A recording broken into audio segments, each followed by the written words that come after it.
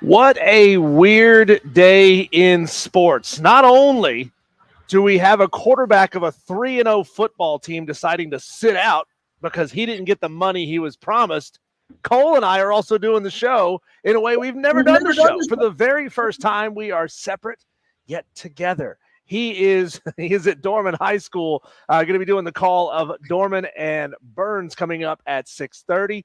And I am here at Ingles Markets in Greer, Locust Hill Road location, for a live show here at Ingles Markets. Want to see you come on down here and have a good time. You got a $25 gift card up for grabs. You could win that throughout the show today if you know the product that we're describing, talking about here on the Fan Upstate. But the weird thing, Cole, and this is the story that is all over the sports world today, you can't get away from it. Matthew Sluka, quarterback of the 3-0 UNLV Running Rebels, up and quit on his football team. He's putting in his red shirt. He is shutting himself down for the year. I've never seen this before. Man, I've never seen it before either. I've never done this before. And Diesel says he cannot hear me. So you can't hear me, Diesel, at all, right? Is that right? Diesel, Stream, can you hear me? Stream says Diesel sounds good, but Diesel says he cannot hear me. So we'll continue to work on that. But you cannot hear me, Diesel, at all? Yeah, I can't hear Cole, so this is going to be an interesting show if I can't hear the guy that I'm talking to. So, Ben, help me out, man. See if you can put Cole's channel in utility and send it back down the line to me. We'll see if we can figure it out and work around this issue. But, yeah, this is just a wild situation going on with the UNLV football team. So this is kind of a symptom and maybe the inevitable place that this was going to go, right? This was promises being made to a football player and them not being delivered upon. We've seen this a little bit going on with who was the quarterback who transferred from Miami somewhere else because he was not actually getting the money that he was expecting to get from his NIL. But you know, the offer was apparently $100,000. The promise was $100,000, and what was paid to him was about $3,000. I'd be a little upset about that too. Can you hear me now, big dog? Still can't hear me? I got you now. You got me. Barely. Do I need to speak a little louder? You know me, I can yell. I mean, if you were Rob Brown, I'd be able to hear you all the way from Dorman. The stream says, Diesel, they can hear me. The important part is that the radio can hear me. So if you can hear me, I believe we're good, right? Yeah, we're riding the volume switch here a little bit because I'm echoing back to myself, but I have to turn it up to hear you. So sorry about that, but definitely a weird day. So, I saw this earlier on social media, and I wanted to hear from you as well as our Tolo 71307. Start your text with the word fan. What was your instant reaction when this news came down? It was that he quit on his team, right? You're 3-0. You are very likely in a driver's seat in a very young season to be getting your team, the UNLV Running Rebels, into the college football playoff. To just shut it down at this point feels like you're just giving up on your team. It proves that you're not here for the team. You're not here for your brothers. You're here strictly and solely for yourself. I got you now. You got me? Barely. Sorry about that, Diesel. I think we were still having some audio issues. I cannot hear you now. So what I'm going to do is I'm going to leave the stream and join via phone through the Ingles Market Studios, and I'll be right back with you. Sounds good. Yeah, guys, we're dealing with some engineering that we've never attempted before here live on the Fan Upstate for the very first time, and we're finding maybe it doesn't work the way that we theorized and thought that it would. So we're going to have Cole joining via phone here in just a couple of minutes, and we'll have this figured out for the second part of this segment here. But Matt posted a thank you graphic on his Twitter earlier today, followed by this statement, quote, "I have decided to utilize my redshirt year and will not be playing in any additional games this season. I committed to UNLV based on certain representations that were made to me, which were not upheld after I enrolled. Despite discussions, it became clear that these commitments would not be fulfilled in the future. I wish my teammates the best of luck this season and hope for the continued success of the program. Well, first of all, right there, we can take the word teammates out of the discussion. You don't care about your teammates. You don't care that now those guys who are on your team that got you to 3-0 and helped you beat 2 power teams, put UNLV in a very good spot going down the stretch to maybe be a playoff team. You don't care about them. You don't want to see them win. You only care about your bank account. You only care about the money that's not in your bank account. And hey, there's a lot of people who have some very real feelings about this, and they say, well, I would do the same thing. I would duck out of my commitment too. I would go ahead and leave too. And it's just like, this is where this NIL experiment was ultimately going to go. And I find it really fascinating, Cole, to find out how we're going to fix this going forward. You got me now, big guy? All right. Look, I think it's – I hate to say this. And Ben, by the way, Ben back in the Ingles Market Studio, shout out to Ben. Ben's doing a tremendous job. All the Tolos, shout Ben out if you can on the text line 71307. We're trying to get all of our audio. Diesel, what I do, like, this is a sticky situation. And I do agree with you that this couldn't be any further from what college sports were intended to be, right? This could not be. And everybody 10 years ago, Diesel said, oh, they've got to get paid. It's not fair to them. Education, a free education is not enough. Something has to happen where these guys can get compensated. And it's just, it hasn't gone that way. It hasn't gone the way into Yeah, I keep losing Cole on audio. Can't hear Cole, Ben, just to let you know. So it's just such an ugly situation here. And this is ultimately what the NCAA is attempting to fix with the proposed clearinghouse model.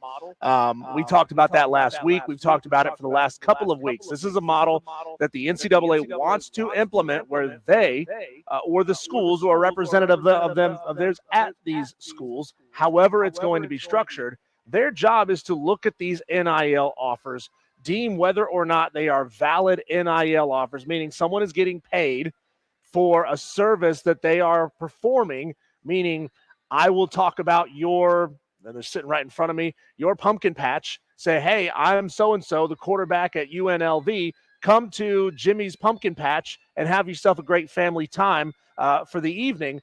That's what NIL was supposed to be. And that's what this clearinghouse wants to try to rein it back into. Now, that's a double-edged sword, Cole. It's a double-edged sword when you look at situations like that.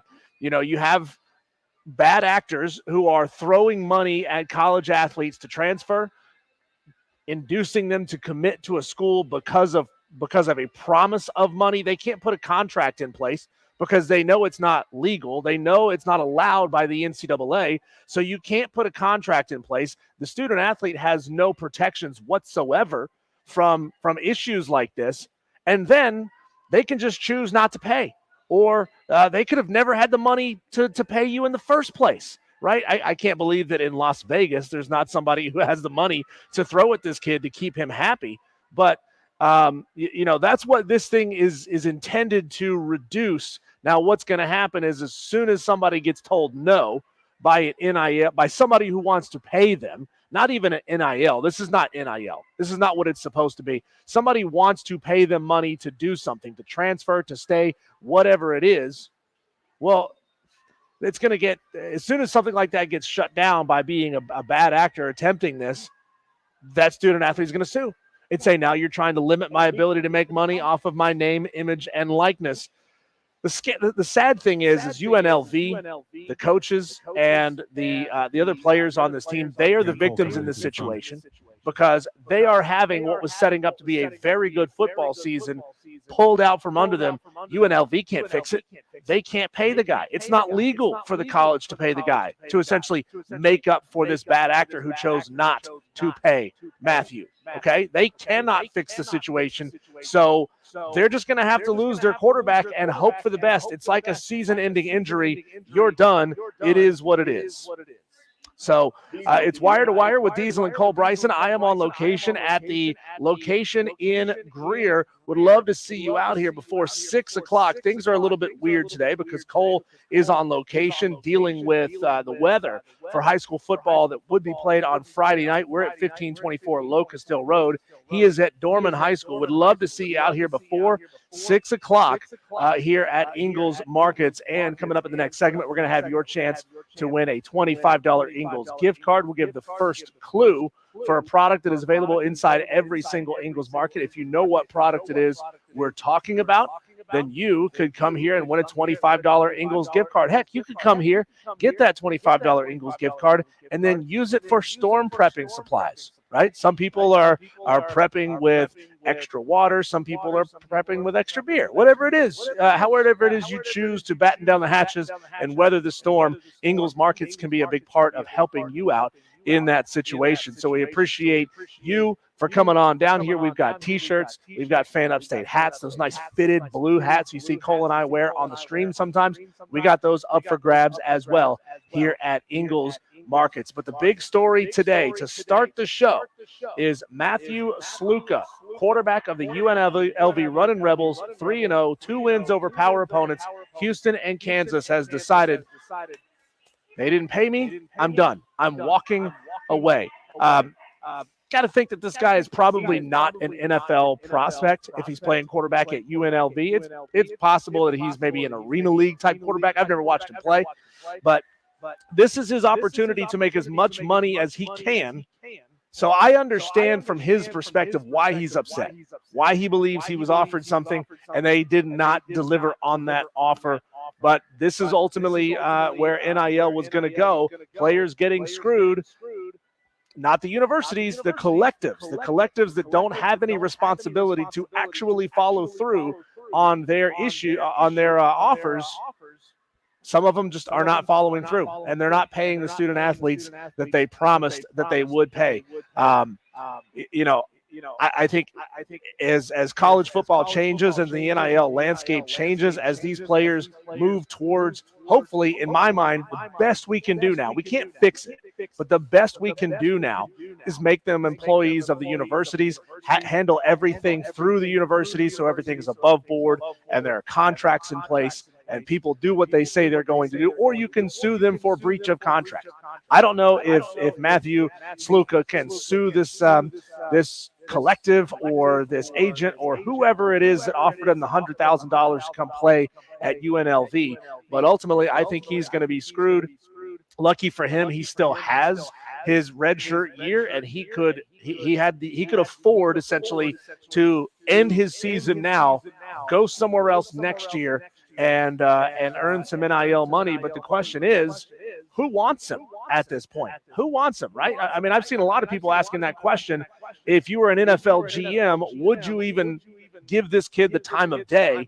Now, if you're an athletic director, if you're a coach, if you are a talent acquisition specialist at another school in the Mountain West or in the FCS, would you even give this guy the time of day, considering what he just did to his teammates at UNLV?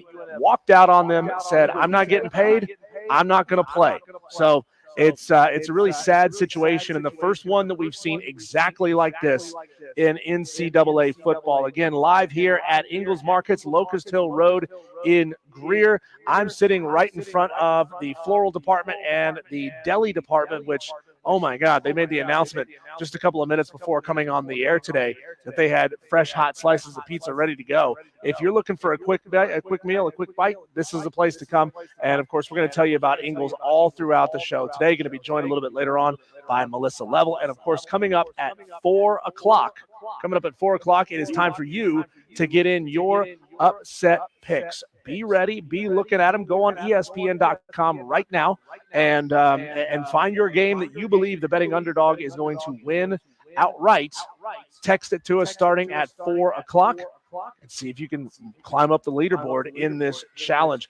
When we come back, Cole Bryson is going to tell you all about the most anticipated matchup in college football in a very long time. Georgia, Alabama, just 3 days from right now. And the big question is, who has more pressure on them to win this football game? Is it Kalen DeBoer, the challenger, essentially, at Alabama, number 4 in the country, or is it Kirby Smart and Georgia, number 2? We'll get to that next on the other side, right here on the Fan Upstate.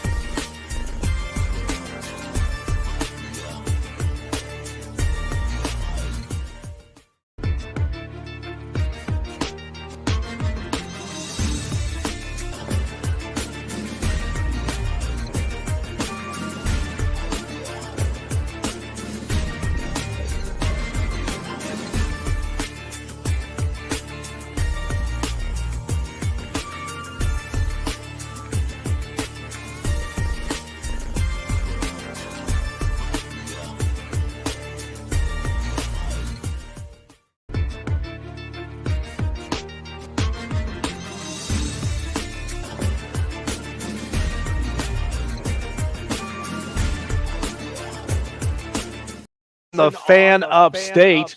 Still working on our engineering marvel, trying to figure this one out. We got Cole Bryson, I believe, on location going over the phone lines. Caller, who is this? What do you want to talk about? Yeah, it's on program. Okay. Wire to wire with Diesel and Cole Bryson. Alabama, Georgia. This weekend, number 4, number 2 matchup. Ben, do we have Cole? Dees, give me just a second. Okay. I'm standing by, but I'm here for you.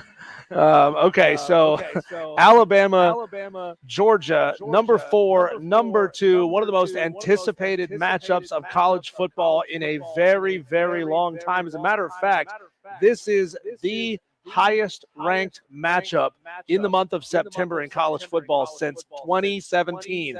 Number 4, number 2. This is what you get when you got SEC football, right? You get two great teams going at each other early in the season. I mean, could you imagine a world? And you can't. It's a hypothetical question where you would have two highly ranked ACC teams going at each other this early in the season. No, because a lot of ACC teams don't have the kind of clout, and they have to earn it. They have to work their way up the leaderboard, up the AP polls as the season goes along. Do we have Cole Bryson now?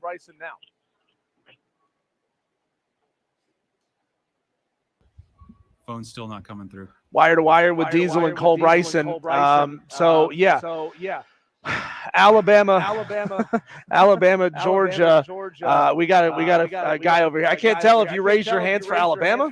Yeah, okay, so he's a Bama fan. Kalen DeBoer on the road.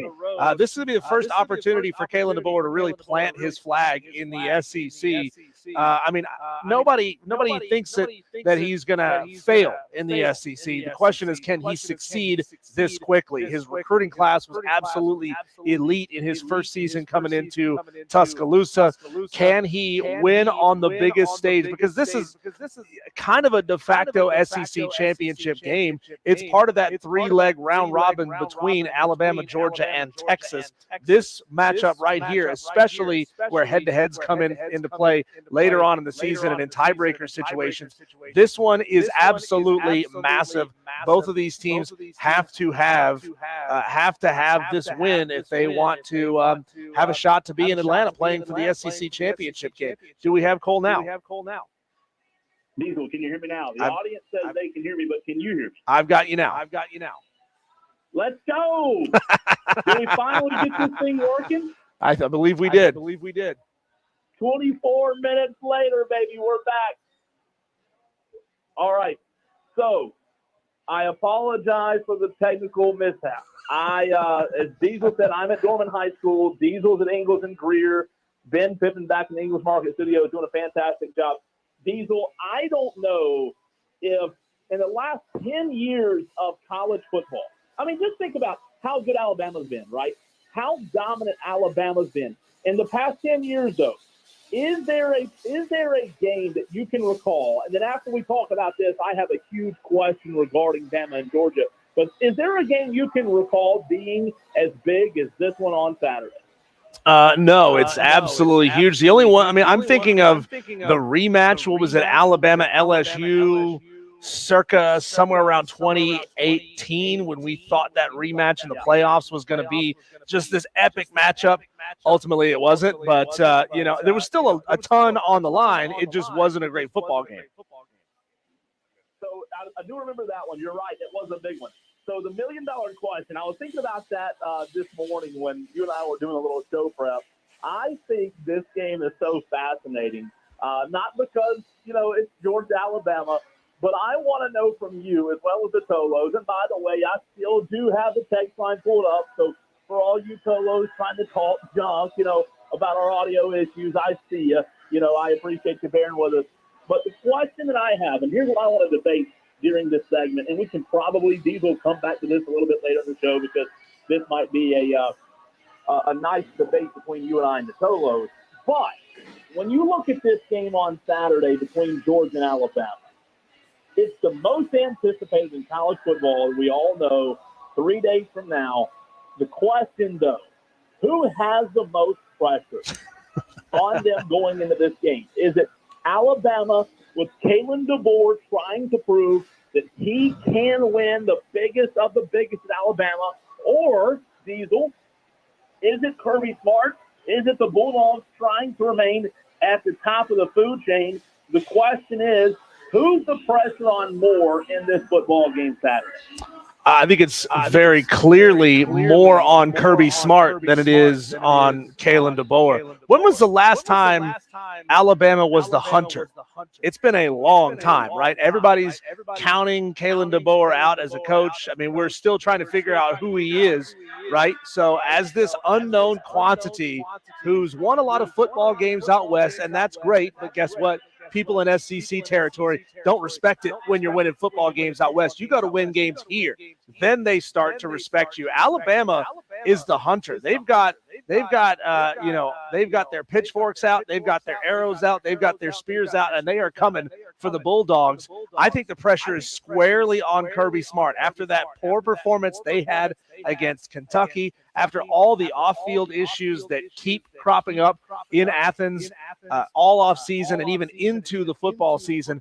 Kirby Smart has got to be feeling that pressure to get his team, to get his players focused up after a bad performance, knowing that there's a bunch of 5 stars on the other side of that field coming at him, that Kalen DeBoer, who's won a lot of football games, is coming at him, that Jalen Milroe is coming at him. I mean, the pressure to me is squarely on Georgia. Alabama gets to go out there and play free.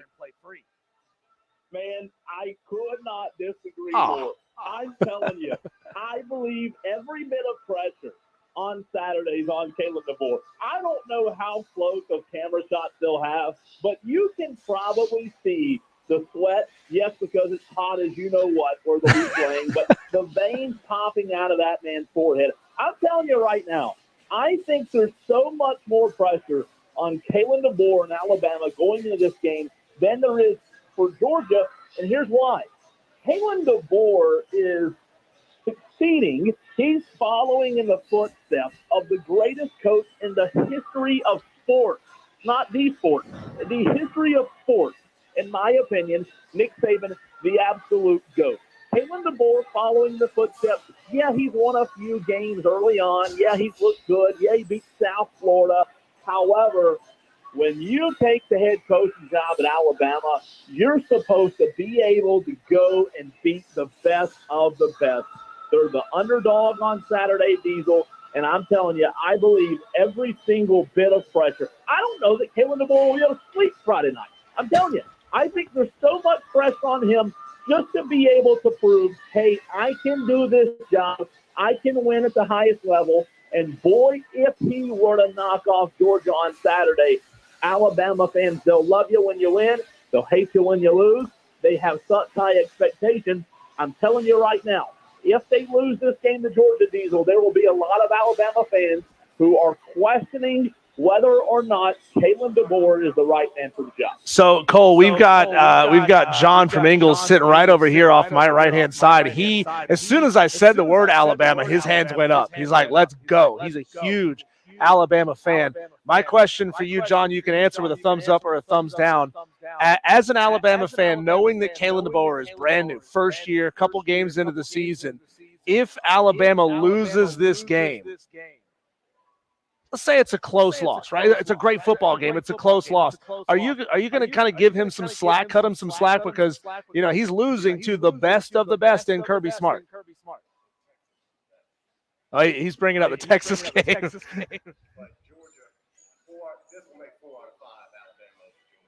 Yeah. He said he's tired to hearing about Georgia. Alabama has certainly had Georgia's number. They've won, I think, 8 out of the last 9 matchups against the Georgia Bulldogs. But that was with Nick Saban as the head coach. Things have changed.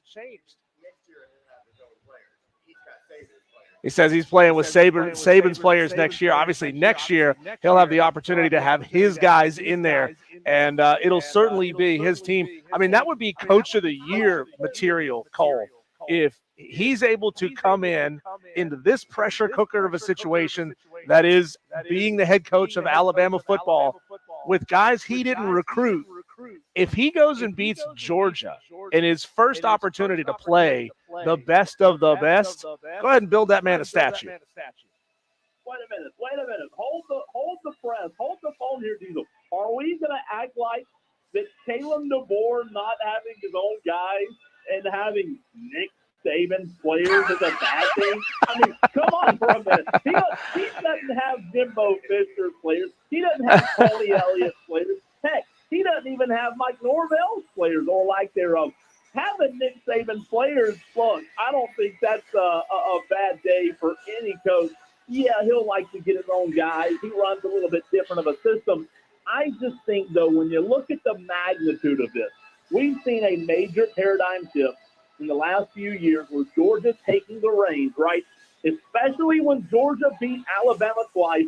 A few years ago, Nick Saban led Alabama team in the same season, one in the postseason, one in the regular season. We have seen Kirby Smart at the very, very top.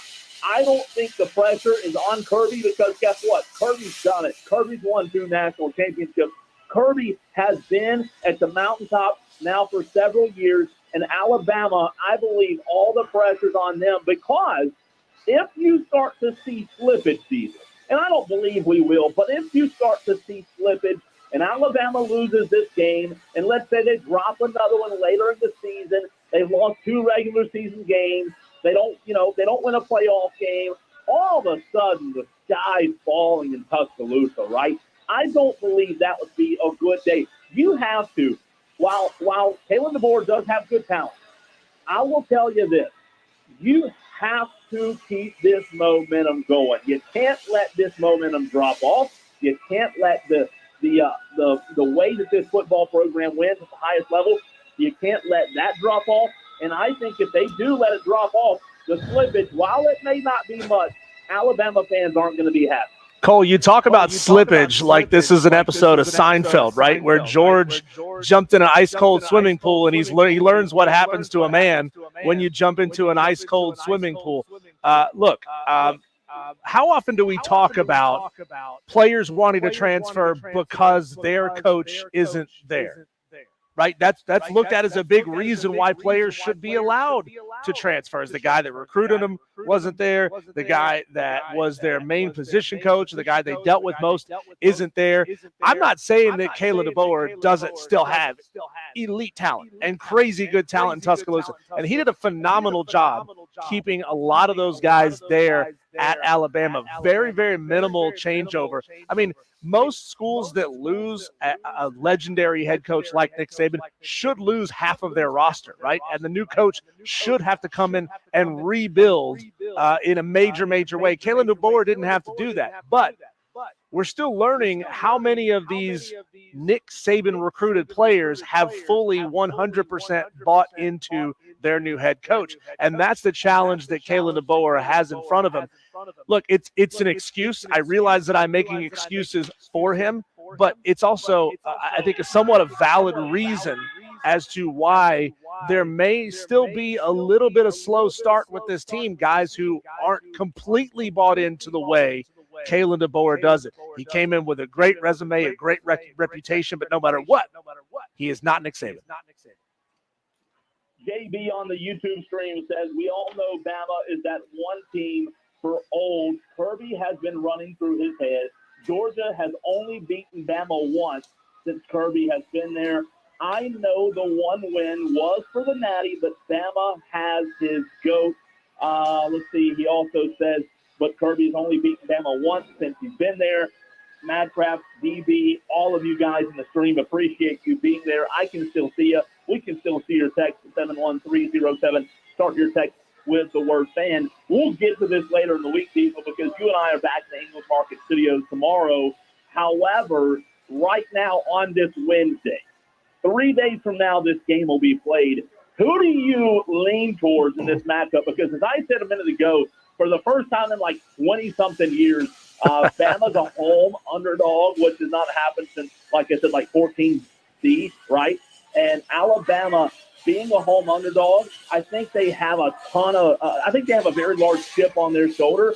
If you had to take it, not a pick, but if you had to lean one way right now, and I'll tell you where I lean, would you lean toward the Bulldogs or the Tide?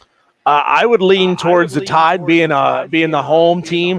You know, I'm looking at this matchup predictor. This is what's so fascinating about this is Georgia is the betting favorite, but the matchup predictor gives Alabama a 66% chance to win this football game. I mean, if it was Kalen DeBoer and a new quarterback, I could see a different story, but it's not. He's still got so many of those Nick Saban players. And I think Alabama's going to win this one. Hopefully, it'll be a good football game, right? Hopefully, we don't see a repeat performance from Georgia like they had against Kentucky. Kirby Smart has always been one of the best at motivating his guys and getting them focused. Clearly, there was a lapse last week or 2 weeks ago against Kentucky in that department. However, Cole, we've seen Alabama beat the tar out of Wisconsin on the road last week. They started real slow, took a long time to get it going against South Florida, ultimately won that game 42-16, 63-0 against Western Kentucky in the first week of the season. This offense is humming. If that defense can play even a serviceable football game, they're going to beat Georgia by 14. Are you kidding me? Are you kidding me? Beat Georgia by 14 what? 14 points? I would tell you this. Nobody gives a better motivation speech than Kirby Smart. I think now that I've had, 4 or 5 days, actually, what was it, 2 weekends ago now that I've had some time to think about that Kentucky-Georgia game where the Wildcats kept it very close, that might have been the best thing that happened to Georgia. You know, this game being in Tuscaloosa, Diesel, to your point, that does matter. I do think that Alabama will keep this game competitive. I don't see it being a blowout either way. However, them talking about Georgia, them having that game against Kentucky just a few weekends ago, where they were tested by a not-so-good Kentucky team, Kirby Smart needed that. He needed some fuel, in my opinion, to add to the fire. He needed some motivation, talking points to be able to get this team back to where they need to be, because I do believe Georgia is the more talented team on paper. We're going to see Jalen Milroe have to make plays. And my early lean right now, I'm going to lean Georgia. I'm not picking them yet. Who knows, by the end of the week, I may be back on the Alabama lean. But I'll tell you this, man, I think this game will be as physical, hard-nosed of a football game. And Jalen Milroe, he's not a bad quarterback. I'm a fan of his. I like him a lot. However, I do believe all of the pressure, I said the pressure's on Alabama, the pressure's on Kalen DeBoer. I think in an even bigger way, Diesel, the pressure is on Jalen Milroe on Saturday to be able to, at his own house, compete, show up, and handle the dogs. I can't freaking wait. Yeah, this sets up, it's almost like they scripted all of this, right? You had a bad performance for Georgia 2 weeks ago. You give them a week off. Kirby, master motivator. He throws in a lot of expletives, we know, in these fantastic motivational speeches. Alabama had a slow start against South Florida. They run roughshod over everybody. Home game for the Tide. I mean, you could not script a better scenario than this. It's almost like when they decided to kill off the divisions, they were setting this game up. Yeah, no doubt. I believe that 100%. And you know what? So far, I could be proven wrong. So far, I'm a fan of not having the division season. I really am. Screw the division. This game should happen every season. We know that a lot of years will happen in the postseason, whether it be the SEC championship or the playoffs. However, what makes good movies? You're a movie guy. Sequels, right? We need part 1. We need part 2 and part 3. And I believe we could see that this year, man. Yeah, it is fascinating. We might see this matchup happen a second or even a third time this year. And we've never seen that before. 2 teams play each other 3 times in the same season. I'm here for it. I don't love a lot of repeats. I don't love watching teams play each other, but when it's the best of the best, I want to see that. It's Wire to Wire. We're on location here at Ingles in Greer. Would love to see you come by and grab yourself something to eat at the deli department. They've got fantastic sandwiches. They've got fantastic meat and 3 options as well. And of course, I've got a box of the apple fritters that they made today. Those are coming home with me because I've been telling my wife about them for weeks now. She said, you're not allowed back in the house without a box of apple fritters. When we come back, Cole, the Atlanta Braves got it done last night against the Mets. Are they getting hot at exactly the right time? And will that heat be extinguished by this weather rolling through Atlanta this weekend? We'll talk about that next on the Fan Upstate.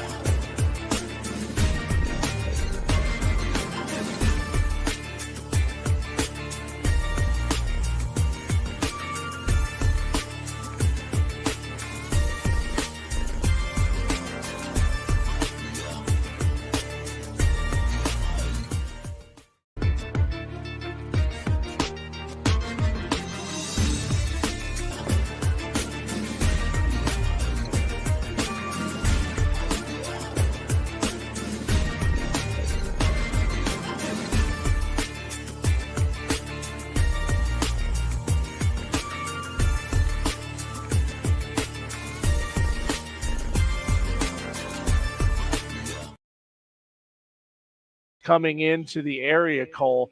Why are we not moving this game up? I have no idea, Diesel. The rain is already in Atlanta. The storm that is coming through is coming from the Chattanooga, Alabama area, right? Coming this way. And it's already in Atlanta. There's no way they play this game tonight, right? There's no way they play it. So, look, of course, the one time, Diesel, that the Atlanta Braves have a chance to come back and, knock the Mets out of playoff contention, it's going to be messed up by a freaking hurricane named Helen. I mean, who named the hurricane Helen in the first place? I hope that the game gets in, but I don't expect it to. Yeah, Cole, there's somebody in the upstate right now listening who knows a Helen that's a pain in the ass and says, you know what, that's a pretty appropriate name for a hurricane, right? But wouldn't that just be so par for the course in a season like this for the Atlanta Braves? It's been up and down, blow teams out, get blown out, blow teams out, get blown out. Have a great performance, have a sucky performance. To get hot and have the opportunity to go out there and win the division and just to have it hit by a hurricane and shut everything down, potentially move these games after the series against the Royals coming up. I mean, anything could happen, right? You could change the mentality of this team by putting them in this scenario. I was super impressed. You're right, by the way. I think, it could go really good, really bad depending on the weather. I was super impressed, though, last night, Diesel, with what I saw from the Atlanta Braves. Spencer Schwellenbach was absolutely phenomenal last night as the Braves got the win, keeping that wild card dream alive. 5-1 win over the New York Mets. Now one game behind the Mets. It did kind of suck seeing the Phillies post-game celebration in the locker room where they were spraying champagne and having a good time, right? You win the division. Hopefully the break that the Phillies get does the same thing to the Philadelphia Phillies that it did to the Braves, where they kind of cool off. But, man, Schwellenbach last night was absolutely fantastic, and that was a pivotal game to open the series. Atlanta gets the win 5-1. And like I said yesterday, from a pitching standpoint, this thing sets up perfectly for Atlanta to take 2 of 3 or sweep the Mets, which I know Mets fans everywhere would literally be on suicide watch if that happened based on how their seasons have gone the last few years. However, when you look at Chris Sale tonight, Spencer Schwellenbach last night, the Braves have a fantastic opportunity to win this series, and not only win it, they have Max Fried tomorrow. If they can get those 5 runs, right? We're not asking for 8. We're not asking for 9 these next 2 games. But if Max Fried tomorrow and Chris Sale tonight, if they play, if they can hold that offense down just enough, which I believe they can, who knows where this thing could go. And maybe the Braves could pass the Mets to that wild card spot. But going back to the weather, I don't know how in the world they get that in tonight unless they play in Mercedes-Benz. Yeah, Cole, I was going to say, why don't we just do it old school style, put down some paper plates as bases, and move this thing over to Mercedes-Benz Stadium, close the roof, and play it there. I think that's a fantastic option. Going back to what you were saying about Spencer Schwellenbach, pitched 7 innings last night, only gave up 1 earned run. He did get hit a lot, right? They put 21 balls in play last night. The Mets did, but defense was playing fantastic. He was keeping balls down. So he wasn't exactly mowing the Mets down last night, but the defense and his pitching came together to really shut them down offensively. On the other side of it, the bats were hot last night. 10 hits, 2 home runs. One of them, Michael Harris. The other one, Marcell Ozuna. Michael Harris, who at the beginning of the season, I said that guy is a sure all-star. Obviously, he had his injuries over the course of the season. But to come up big with a double and a home run in that game, the third inning really kind of put this thing away for the Braves, and the Mets were never able to get off the mat. They were not. And, look, I'm hoping for the best tonight. If they get it in, praying for the best. I really hope the Braves can make a magical run.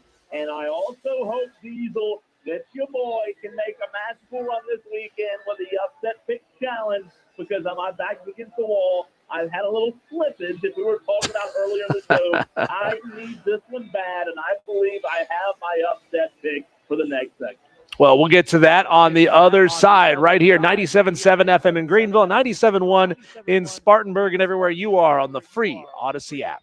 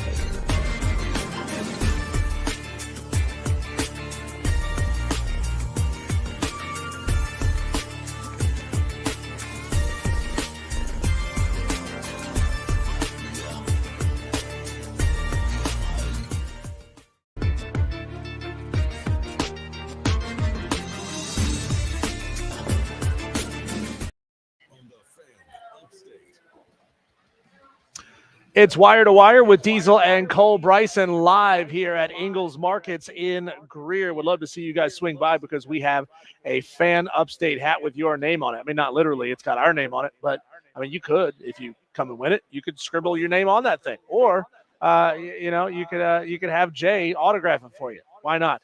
We got Cole Bryson live over at Dorman High School ahead of the call of Burns at Dorman. On a Wednesday. Yeah. On a freaking Wednesday. Who plays football on a Wednesday? The MAC does. Okay, fair point. But they don't do it until October. Yeah, and I love those Maxim games, by the way. And look, I'll take high school. You know I love high school football. I'll take it. I'm not complaining, but it's weird. I've called high school football on the radio for 12 years. I've never broadcasted a game, Diesel, on a Wednesday evening. I've done Thursday night. I've done Friday. I've even done Saturday, but never on a Wednesday. A big one tonight between Burns and Dorman, both 1-0 in the region, so it should be a good game. Yeah, it should. It should, Cole. So we are live here at Ingles Markets, and it is time for Tolos to get in their upset picks. Woo-hoo! Let's go. I'm ready. I actually have one this week, believe it or not. You do. You're ready to go. Okay. And by the way, Dan B texted in at 71307. He started his text with keyword fan, by the way, if you want to reach out as well. And he said it's pronounced Helene, not Helen. It's Helene, which is just Helen, who's feeling a little big for her britches, who's pronouncing her name funny. Okay. Helen, look, we don't have time for you. You're like a Karen to us right now in the cause of convenience. So I'm fired up, Diesel. I know that I was a little down yesterday on the show when you and I were doing the upset pick challenge and kind of having a study session, who we like. I didn't win last week. I don't believe I won the week before. I did pick South Carolina at Kentucky. That was my only win this season. I'm not a good sport. I don't like seeing others win while I am in the loser's corner. So I've changed my attitude today. I have a good attitude. I have a fresh attitude. I'm ready to take on the upset pick challenge one more week. And I'll let you go first, but I believe I've got a good one. Okay. I mentioned it yesterday, and I think this week you're not only you pick one or two, and the Tolos do a good job. But based on what I've seen this week, there could be several upsets. Yeah, there very well could. And before we go to Delvin on the phone line to get our first pick in, let's look at the top 10 right now of our upset picks challenge standings, brought to you by Ingles. Josh Pate in first place with 39. The dude is on a roll. Last year, he could not buy an upset pick, but this year he's got 39 points. Amazon guy sitting in second place with 33.5. Jake Crane from Crane & Company has 25.5, and I've got his upset pick in, and he is swinging for the fences. He is trying to put this one out of reach with this week's pick. If he hits, he may well do that. We got Noel in fourth place with 24.5. Buckeye Brian in fifth place. He has 23.5. In sixth place, we've got Kevin Buggs with 22. Tied for seventh place, JT in Greer and Twisted Whisker with 21.5. In ninth place, JC has 21 points. And tied for 10th with 18.5 points, Coach AJ and T. Ray. I'm not seeing Delvin on the top of the list. That really, really bums me out because Delvin, in most years, is very, very good at making his upset picks. Let's go to the phone lines right now and hear from Delvin and see who he wants in the Week 5 picks. Delvin, are you there?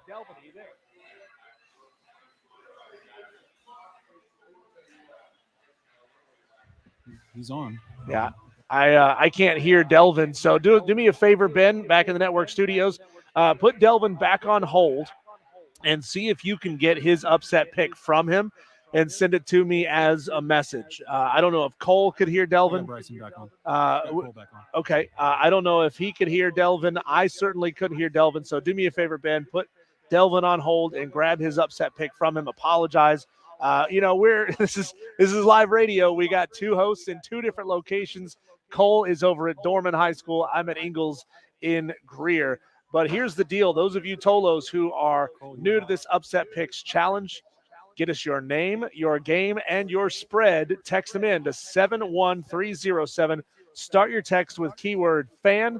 Then give me your name, your game, and your spread. We use the spreads on ESPN.com. They were locked in as of 3 o'clock earlier today. And now is the time to start getting yours in. Cole. Hey, can you hear me now, Diesel? Yes. So I did not hear Delvin either. I believe somehow, some way, Delvin and I both knocked each other off the air in some UFC form or fashion. But then I'm sure we'll get Delvin's upset pick. Quick question though, Diesel. You mentioned a minute ago that Josh Pate last year could not buy a pick. Does that mean there's a way I can buy picks? Because I'm interested. Well, yeah, you can buy points from me.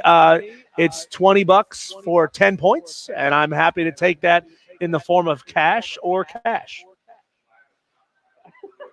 Listen, you had me at buy picks, kind of like a mulligan in golf, right? Like I didn't know that was part of the game.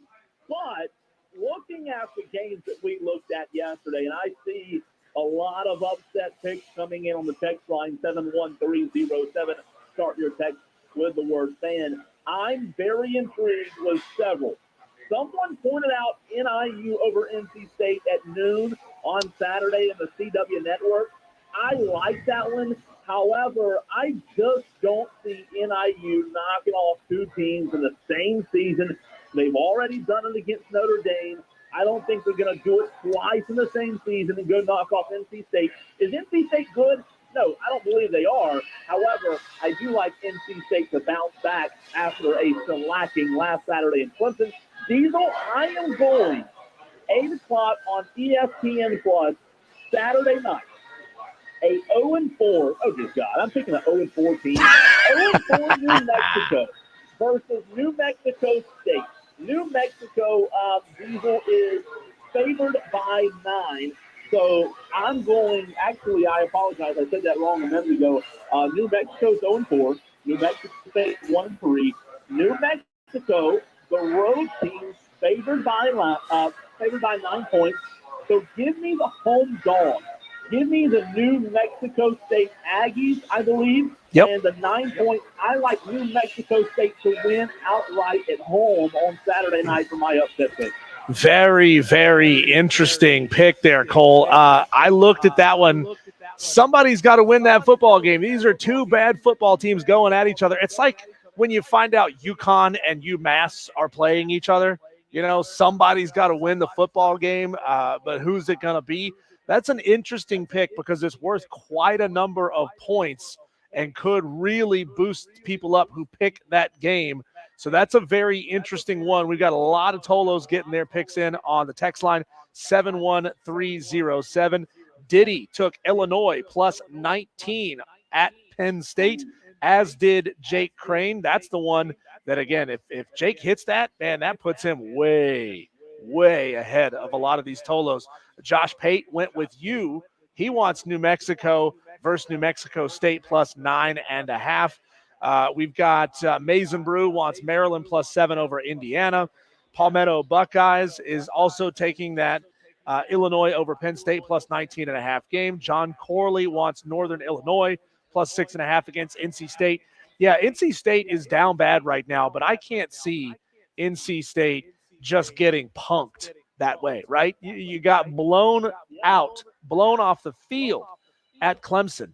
And you're telling me now you're going to follow that up with a home loss to a G5 team? I mean, they would riot in Raleigh. Look, at that point, Diesel, and I know this may be a little bit of an exaggeration. If that were to happen, let's start the conversation with Dave Doeren in the hot seat, right? Like, how do you not? Now, there's a lot of teams that are going to get pumped by Clemson. I get that in the ACC. However, you can't follow up that loss with another loss to NIU. You better not win, or you better not lose that game if you're NC State on Saturday. Again, I looked at that one. I was intrigued by it. I just wasn't intrigued enough to pull the trigger on it. Who knows, though, Diesel? Maybe NIU makes the fool out of me on Saturday, and maybe it's not just a Cinderella story. Maybe it's not just lightning in the bottle. Maybe this NIU team is actually legit in 2024. Well, yeah, that NIU team better hope that the NIL checks cleared for their quarterbacks, because we saw the quarterback for UNLV, a 3-0 team with 2 wins against power conference opponents, say, I ain't getting paid, I ain't gonna play. So that was a really crazy story that we started the show off with earlier today. I know you and I didn't really get a chance to discuss it because we were having our technical difficulties and our technical issues, trying to be in 2 different locations at the same time here on Wire to Wire. Let's see. We've got Buckeye Mike wants Washington State plus 7.5 over Boise State. Frank Wagner gets in, says Maryland plus 7 over Indiana. That was one that I really looked at strongly yesterday. John Dog says, give me New Mexico State over New Mexico plus 9. CJ from Greer wants that Illinois plus 19 over Penn State game. So a really fascinating group of picks coming in. 19 points. Huge. Do you really believe? I mean, that's not an upset. That's a enormous upset. Is Illinois? Look, maybe I'm wrong here. Maybe I'm off, Diesel, and I'm intrigued to hear your pick in a little while as well. But I just don't see Illinois being that good. I mean, I know they're a good football team, but 19 points. Listen, that would set you up for mighty success when it comes to the upset pick challenge. But CJ and Greer and whoever else took that one, Matt J. Man, y'all. Oh, I'm sorry. Matt J. took Northern Illinois over NC State. CJ from Greer and whoever else took that Illinois over Penn State. That's a ballsy pick. 19 points. Yeah. That's a lot. But Diesel, who is rolling with this week? Well, first, before I get there, Cole, have you ever seen a game where a top 20 ranked team is almost 20-point road dogs in conference? I mean, it's absurd. Illinois, 4-0, number 19 in the country. They won a close game against Kansas. They won a close game against Nebraska in overtime. They blew the doors off Central Michigan and Eastern Illinois. I mean, Illinois is a good football team. They can put up some points when they're playing lesser opponents. When they're playing relatively equal opponents, Cole, you're talking about about a touchdown margin in those games. But I am going to roll with the game that I discussed yesterday. ULM plus 7 at Troy. Troy stinks. I mean, they are one of those programs that got absolutely gutted by NIL and the transfer portal this year, and they were not able to reload the way that they to make up for what they lost. So Troy is down bad at the moment, and ULM is trending up this season. Outside of that Texas game, ULM has looked really, really good this year. So I'm rolling for the first time ever, and let's be real, for the first time I ever thought this would happen. I never thought I would roll with the ULM Warhawks. And what time is that game? Give me 1 second. I'll tell you what time that game is. I don't know off the top of my head. The only reason I was asking is I was looking for it here on my slate of games, and I did not see it. 7 o'clock on Saturday. Say that again? 7 o'clock on Saturday. Ooh. Yeah. So, you know what? I don't hate that one, Diesel. And Cole, I hadn't told you this. ULM has General Booty slinging the ball. General who? General Booty. That can't be real, right? No, that's real. That's real. General Booty. Yeah, he was, I believe he came from Ole Miss. He came from an SEC program. Never played, and then transferred to ULM. No way. Yeah. I don't hate that one at all. That being a 7 o'clock game, maybe Troy. You said Troy UL Monroe, right? Correct. Troy UL Monroe. I do like it. Maybe Troy. Like I've always felt like, and you're more of a Sun Belt guy than I am, Diesel. I've always felt like Troy has had. Tell me if I'm wrong. I've always felt like they have the resources to be a good team. They're in my opinion, in a hotbed when it comes to recruiting. It surprised me, and again, you probably know a little bit more with the Sun Belt than I do, being a Sun Belt guy. I don't understand why Troy is not a team that can't take advantage of where it's at and be better, more consistent. I mean, they have they've gone up and down, up and down. Neil Brown had Troy rolling for a couple of years. He gets hired away to West Virginia. They bring in, I think they had one coach in between Neil Brown and John Summerall. And then John Summerall took a big job. He is gone. He's not in Troy anymore. So it's kind of the G5 way, right? You have a really good season or two. You got a great coach, and then you got the big programs that can come in and offer them more money to take them away. JB says he wants Northern Illinois over NC State. What is that, like 5 already? 6 on the text line? 6 solos taking Northern Illinois? Something like that. I've seen several come in. Tiger Powell Rachel wants Illinois over Penn State. 19 points. Tiger Powell Rachel said because Penn State always overrated. Clemson Oculus wants Virginia Tech over Miami. Are you kidding me? Wow.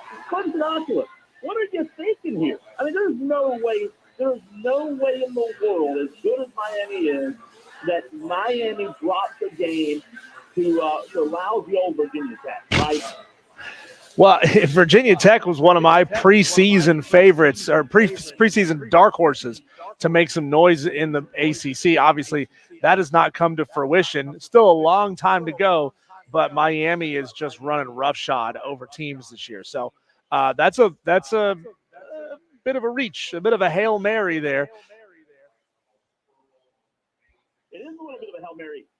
Twisted Whisker says, give me Colorado and the Deion train over UCF for 14 points.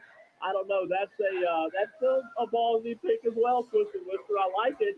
Colorado and Deion, look, I praised them on Monday for a win over Baylor. I thought, look, is Baylor the Baylor of old?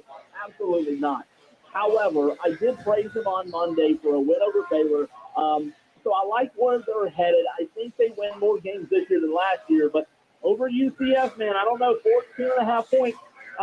You'd be sitting pretty, though, Twisted Whisker. You'd be sitting really pretty if that were to happen.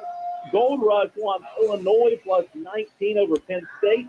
The Penn State game, Diesel, and the NC State game seem like the two favorites in the upset pick challenge thus far. Greenville Gamecock says, give me Colorado over UCF plus 14.5. I don't know, man. I really believe that Colorado's a good team, but I just don't know if they beat UCF. Yeah, well, usually the big popular picks are not the ones that hit in this challenge. So that's going to be really, really fascinating to see. I mean, that's a lot of Tolos who could score a lot of points if that one hits, but we'll just have to wait and see. It's Wire to Wire with Diesel and Cole Bryson live here at Ingles on Locust Hill Road in Greer. Would love to see you stop by and take home one of these Fan Upstate fitted hats. You may need it if you're going to be out in this terrible weather, right? You may need to use it to keep your head dry. And Cole, I want to find out from you and from the other Tolos how you're planning on weathering it's not even a hurricane, it's a tropical storm, Helene. We're going to get to your survival tips to survive this hurricane, this major storm, next, right here on the Fan Upstates.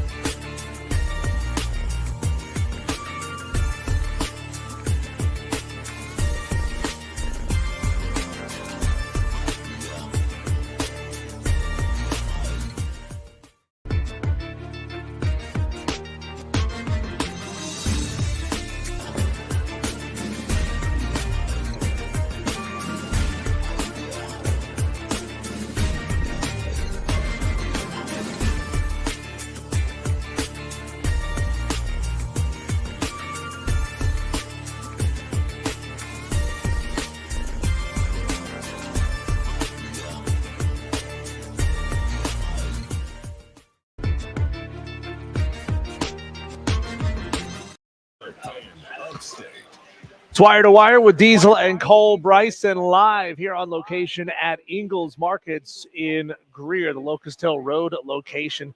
Come on down here, score yourself a Fan Upstate hat. We got Cole Bryson on the phone. We had a texter earlier, Cole, who said Cole sounds a little funny.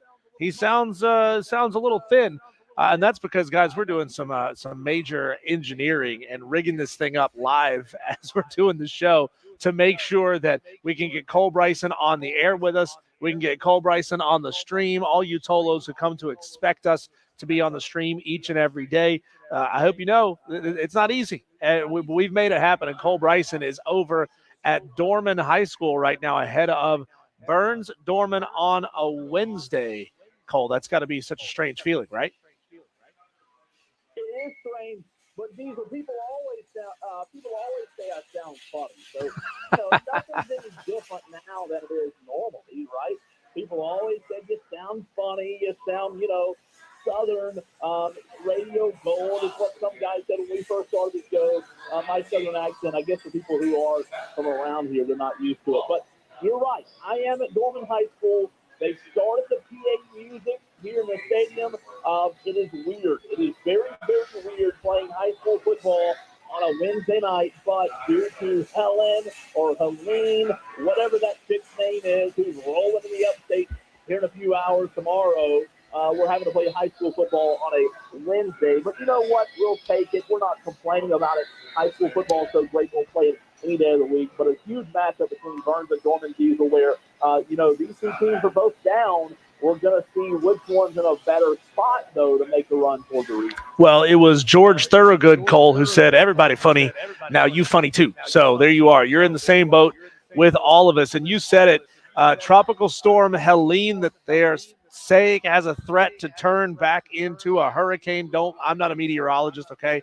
Don't take my advice. Watch the actual experts talk about this on TV. Listen to our sister station, WORD, for news. Cole, but, I'm looking around the store here at Ingles, and I'm trying to figure out just how seriously are our local Tolos up here in Greer taking Tropical Storm Helene that is expected to do a lot of damage, put down a lot of rain, a lot of 45-mile-an-hour sustained winds, and I just wonder how our Tolos are prepping for this terrible weather, if at all. You talk to Tolos that came from Florida, they would look at this and say, this is nothing. I'm not even going to bother. And that's what I was about. That's where I was about to go. Come on, people. We're getting some strong wind. We're getting some rain. Are we really, Diesel, going to see everyone rush to the store, buy all the bread, buy all the milk? Why people buy bread and milk when storms come out? I still haven't figured out to this day. But, come on. Make sure you have your essentials in case the power goes out. But you people that go to those stores and rake everything off the shelves, you're the problem. You're why we can't find anything because you bought it all for no apparent reason. I don't think we're going to have that, but then again, we do live in South Carolina. Who knows? I think it's just more of a tradition at this point, Cole. The tradition of freaking out over nothing, right? You get a couple of snow flurries, got to go buy all the bread and milk. You get a lot of rain coming, got to go buy all the bread and milk. I don't understand why anybody buys milk. That's stupid. That goes out of that can go bad, right? If it's sitting out of the refrigerator and not cold for too long. I do need to send our promotions rep, Evan, over to the bread and milk aisle to see if it's been wiped out here, Cole. But, I went out, of course, and tied everything on my patio to cinder blocks to make sure it didn't blow away. But other than that, not putting a whole lot of prep into this storm. The wind is going to be howling. The wind is going to be whipping. But we've had that before, right? That's no big deal. Diesel, I'll tell you this, man. I don't know what to expect this weekend from Helene, the fancy, the more proper version of Helen. However, I'll tell you this. I don't know for you Tolos out there how bad it was last night for you, but I live in Bowling Springs, and last night was one of the worst storms I have ever seen. Lightning, how lightning usually comes in spurts. It strikes and then it'll be another 10, 15, 20 seconds, maybe 30 seconds before it strikes again. Last night was like a light show. I mean, I took a video on my phone. I don't know if it was just a random storm that happened to be right before this big hurricane, but I don't think anything's going to top the storm that I saw last night. Was it bad your way as well? I don't remember a thing. I slept right through all of it. Now, I live in Malden, not far from downtown Greenville. I woke up to news stories about downtown Greenville getting absolutely slammed, like trees taken over, a lot of damage, a lot of trees down, things like that. But where we were, Cole, I didn't hear a thing. I even woke up and asked my wife, "Did it rain last night?" Because I didn't hear anything. That's funny. It was actually earlier. I don't know. You might have been asleep early last night, but I'm not treating this storm any different. I'm one of those, like when you talk about storm survival guys, I'm one of the hard-headed ones. Now, if I lived in an area, Diesel, where we had more serious chances, Florida, Louisiana, where you board your windows up, that's one thing. But I believe that I would be one of those stubborn people of just staying put, and what happens, happens. I'm not going to freak out. I'm not going to run to the store. If I need something, you know what? I'll come to Diesel's house and move off of Diesel. I'm not going to freak out. Madcraft says it's all fun and games until Cole loses his power. So yeah, Cole, you're one of those guys that just does nothing and hopes for the best. Yes, absolutely. Well, there's a couple of games, Cole, that are definitely in danger of having some issues, maybe more on the western part of SEC territory, because as this storm is expected to kind of come up through Atlanta and then hang a left, there's a chance, Cole, that early Saturday games may still have a little bit of an effect from this. We're certainly going to see, the stadiums that are being and games that are being played on natural turf. Those are going to have some issues, man, of some really sloppy, wet field conditions. But outside of that, I don't know that it's going to affect a ton of football games this weekend. I mean, Kentucky at Ole Miss, you may see that be a low-scoring football game if some of that weather sits on top of the area. They're expecting it to kind of, like I said, get up to past Atlanta and hang a left and then kind of sit over top of the Ozarks. So there's a chance that Ole Miss maybe gets quite a bit of that rain and it affects them. There's a chance that maybe a wet field affects Oklahoma. Auburn at 3:30 on Saturday, but Arkansas is going to be in Texas. Outside of that, I don't see a lot of games that are going to be really hampered by this weather. Except for the Atlanta Braves, right? Who knows what's going to happen with them? I do think it's one of those weekends where you have to kind of just, like, for example, a lot of high school seasons are staying put on Friday night. Gadsden Spartanburg, one of the bigger games this week, they said, hey, we're going to stay put. And a lot of times, when those bad weather comes in, it ends up being okay by the time game time rolls around on Friday. So I do think it's interesting.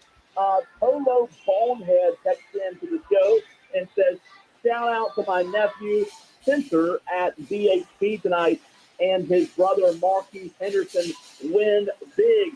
Man, Polo Bonehead, that's a great shout out. So your nephews are Marquise Henderson and his brother, because that's big time. Marquise Henderson, one of the better players in the upstate, a Clemson commit. Marquise Henderson and BHP have Chapman tonight. So I do like BHP's chances there.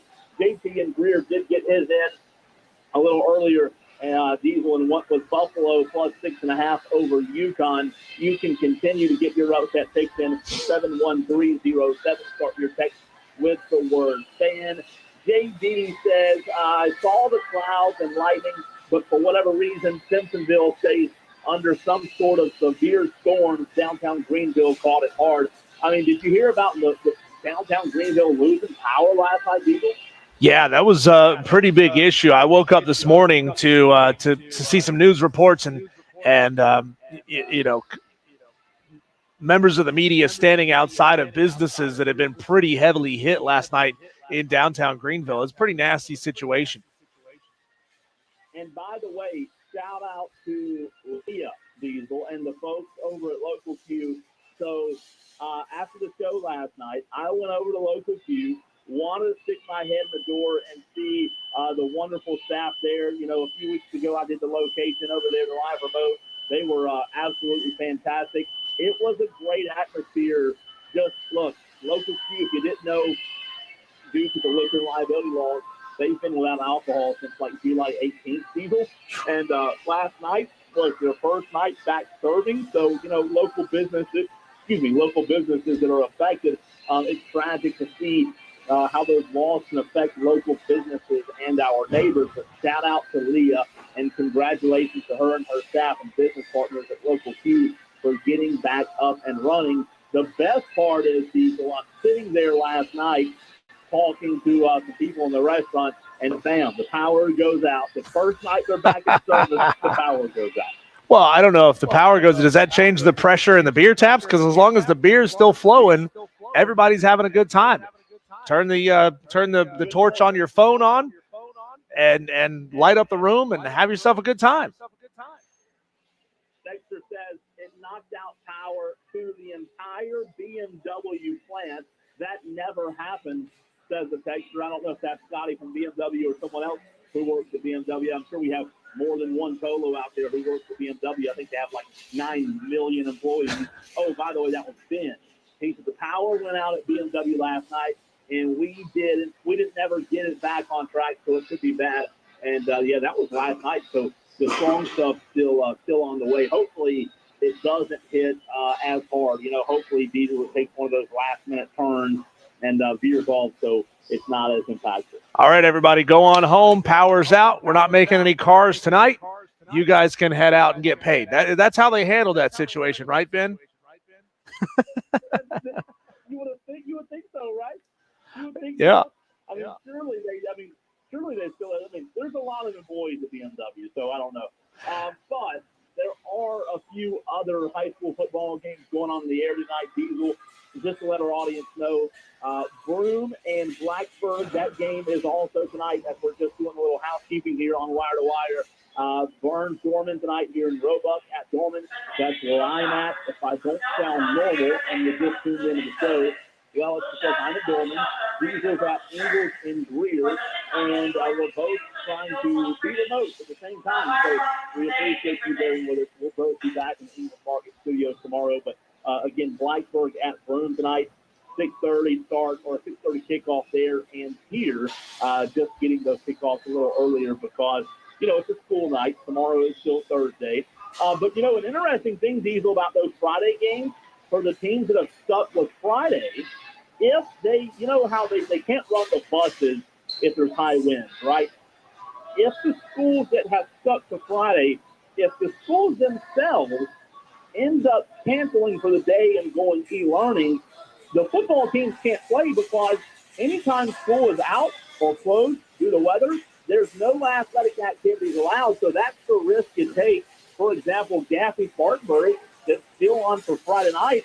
If it were to, if Gaffney or Cherokee County were to say, hey, Friday is an e-learning day because of the high winds and the rain, which is a very strong possibility, that game wouldn't be able to be played. They'd have to push it to Saturday and play on a Saturday. So, you know, it's what do you do here? Do you play a few days earlier, or do you take a chance and play Saturday and take a chance on having a short week next week? It's a tough situation all around. Ben gave us the update and said, no, they didn't send him home. They made us stay all night and do absolutely nothing. Oh, man, that's tough. Honestly, though, if you're getting paid to stand around, that's not a bad gig either. Hey, we're going to take a quick break. When we come back, we'll look at our daily wires, take a whip around the sports world, see what's happening. That's coming up next on the Fan Upstate.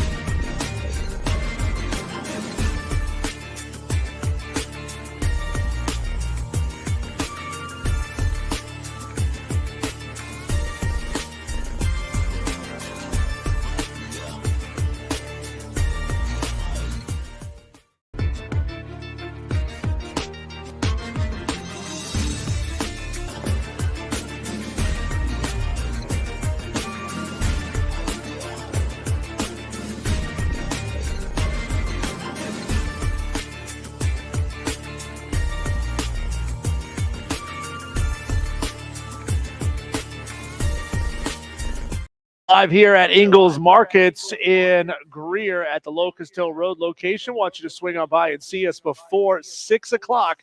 Shortened show today, dealing with a lot of different things all at the same time. Obviously, with Tropical Storm Helene expected to do some damage here in the upstate, drop a lot of rain and heavy winds on us. High school football games have been moved up from Friday to tonight. Cole Bryson, as a matter of fact, is right now sitting at Dorman High School as they are hosting Burns tonight. He'll be on the call of that coming up a little bit later on this evening. But, Cole, there's a lot happening in the sports world. It's our Daily Wires. You've got them. Let's see what you got. I don't know, Diesel, that there's a more wild Daily Wire than UNLV fifth-year senior quarterback Matthew Sluka who's activated his red shirt after 3 games. Allegedly, Diesel, because NIL money he was promised was not paid. The Running Rebels are 3-0 with wins over Houston and Kansas. And all of a sudden, this guy just says, yeah, I'm good. I'm out. I'll see y'all on the other side. I don't know that we even do another Daily Wire. So, Cole, this is Las Vegas. There's a lot of money flowing around that city. There's not one Running Rebel alum who's got a lot of cash who's willing to make this kid whole to make sure he stays on roster and keeps on playing, because the Rebels are 3-0, 2 wins over power conference teams, expected to be pretty good. I understand if you're mad that the collective didn't pay you the money that they promised you, but it's not the school, right? The schools cannot pay these student athletes. So why is he taking it out on the school and his teammates? I'm telling you, man, that this is the world we live in, and for everybody that said on this radio station and other stations and other outlets, Diesel, you got to pay the players. You got to pay. They've got to get paid. You got to have an IL. Well, this is the new world of college football. I'm not a fan of it. If you are, hats off to you. More power to you. You can have it. I hate it, but it is where we are. The Atlanta Braves tonight, look, they have a chance if they play the game at 7:20. It could impact the game, obviously, first pitch. But they won last night 5-1 over the Mets. They have a chance for 1 game back out of the wild card. So a big night for the Atlanta Braves. The San Diego Padres clinched their playoff spot, defeating the Dodgers last night in one of the craziest ways. Triple Princeton play. Are you kidding me how that happened last night? They have the best record in baseball since the All-Star break. Also, Diesel, Dan Quinn said he does not want Jaden Daniels to feel like he has to atone for terrible Commander Redskin quarterback play in the past. Dan Quinn says, I don't want Jaden feeling any ghost, making sure he understands there's only one name on the back of that jersey. Why would he? I mean, is he letting the media get to his head a little bit there? Yeah, that's really interesting. You know, these guys, they don't feel the weight of the franchise before them. They don't feel the weight of the players before them. That's more of Dan Quinn speaking to the media, trying to tell them essentially to back off. I agree with that. I think you're right on that. A few more Daily Wires after getting past Seattle in the quarterfinals. Asia Wilson and her Las Vegas Aces will face the New York Liberty in the semifinals. They beat the Liberty for the WNBA title last year. Also, Saturday's number 4, Alabama versus number 2, Georgia. Diesel is the highest-ranked September matchup in college football since 2017. Alabama holds an 8-1 advantage over Georgia since the 2022 national championship game, which Georgia won pretty big, 33-18. And then within the last hour or so, Diesel, a little bit of breaking news. You stay out of, again, UNLV. Yeah, UNLV's running back Michael Allen announced his plan to redshirt the remainder of the season and to enter the transfer portal. Cole, this is such an ugly situation. Allen transferred into UNLV from NC State. He is back out the door. That's unbelievable. You're right. You said it best. It's a messy situation. It really is, man. 5 o'clock fight. Diesel and I fight it out on Wednesdays at 5 o'clock. That's next right here on the Fan Upstate.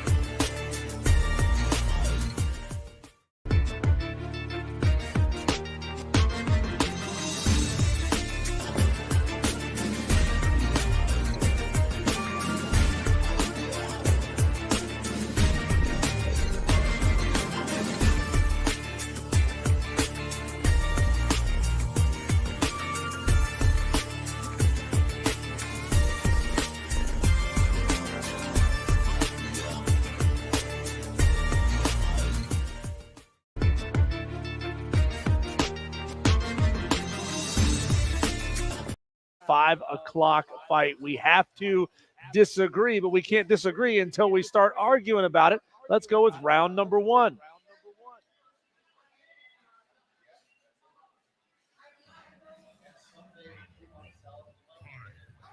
Clemson has looked real good over the past 2 weeks of the season, Cole. Are they now the favorites to win the league, or is it Miami? That's a fantastic question, Diesel. I'm glad we got to this because you and I, when the season started, you and I both had our thoughts and feelings on how the ACC would shake out, right? We did not expect Florida State to be as bad as they've been. However, I do think Clemson's now a favorite. Miami's good, and I'll tell you, I know you'll disagree because you have to on this segment, but I believe that Clemson, when you look at the body of work offensively that they have and the potential, and I know Matt Kraft will absolutely come at me hard for saying Clemson is the favorite now in the ACC. But when you look at the body of work they have offensively, plus the defensive unit that's only going to get better and better and better, a ton of guys getting reps. Sammy Brown looks like one of the best guys on the defense, even though he didn't take a freaking snap against Georgia. I believe that when you look at the overall body of work, the overall product, the offense that will continue to get better, and the defense, I think Clemson is the favorite in the ACC as of right now. Clemson has only played one team with a pulse. Miami has not played any teams with a pulse, right? But Miami has actually done what they were supposed to do against the schedule that they have. I mean, I can't even count this high. Somebody quick, do the math for me. 41 plus 56 plus 62 plus 50. Miami is incredibly efficient on offense. They are blowing out everybody on their schedule to this point, and they're playing pretty dang solid defense as well. We're going to find out this weekend, really, who Virginia Tech is. Are they going to be able to do it again and take down the Hokies, who are a 2-2 football team, who lost to Rutgers, who lost to Vanderbilt? Okay, let's be real. Miami's probably going to blow Virginia Tech's doors off as well. But Miami has shown this year, Cole, that they are an incredibly difficult offense to slow down. You put 4 different defenses on the field against them, not one of them has been able to hold them back or to allow some points. So, like, this Miami team is just insanely good. Miami is beaten up on everybody they've faced. I think Miami is legit this year. We may not really know until October 19th when they go on the road at Louisville. But then again, Cole, will people really respect beating up on Louisville on the road? Like, they're good. People know Louisville's good, but people don't think of Louisville as an elite football team. I think Miami is the man until they face Clemson in the ACC championship game, which I'm pretty sure the matchup that we're going to get. Well, I'm glad you said that because Diesel, that's where I was going next. I believe as we debate who right now is the favorite in the ACC, whether it be Clemson or whether it be Miami, I do believe we're on a crash course in Bank of America Stadium to start with the ACC championship gets here.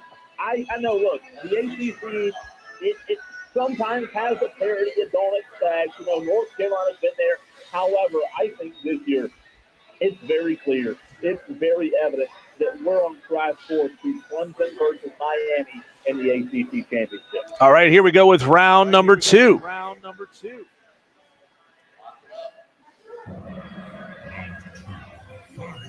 Here's a fascinating one, Cole. It's a decision that some of us have to make a couple times during our lives. What is the better addition to your football man cave? An autographed jersey from your favorite player or another / bigger TV? This is the toughest one we've done in a season. Really? I mean, you're making me split hairs here, right? It's a great question if you're adding something to the man cave. I'm all for the autographed jerseys, but at the same time, man, I gotta have another and bigger TV. You can never have too many televisions you can never have too many TVs. So I'll go TV for the sole purpose of the jerseys. Look, they've let me down over time. The Star, it's let me down for 28 years. I'll get sick. I'll get mad at that jersey because my team isn't playing well or something stupid, right?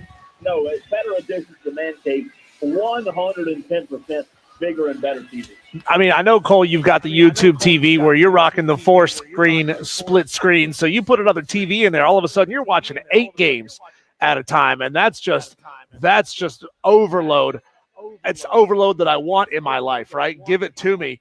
But no, the answer is that autographed jersey from your favorite player. That makes you feel good. Every time you walk into the room, you look at it, you think back to those memories of that player throwing touchdowns for you, busting through holes. I mean, that's one of those things that people walk into your man cave, they see that autographed jersey, and they're like, oh, wow, how'd you get that thing? How much do you have to pay for that thing? When it's a TV, they're like, okay, you went to Walmart, you got a new TV and a mount, big deal.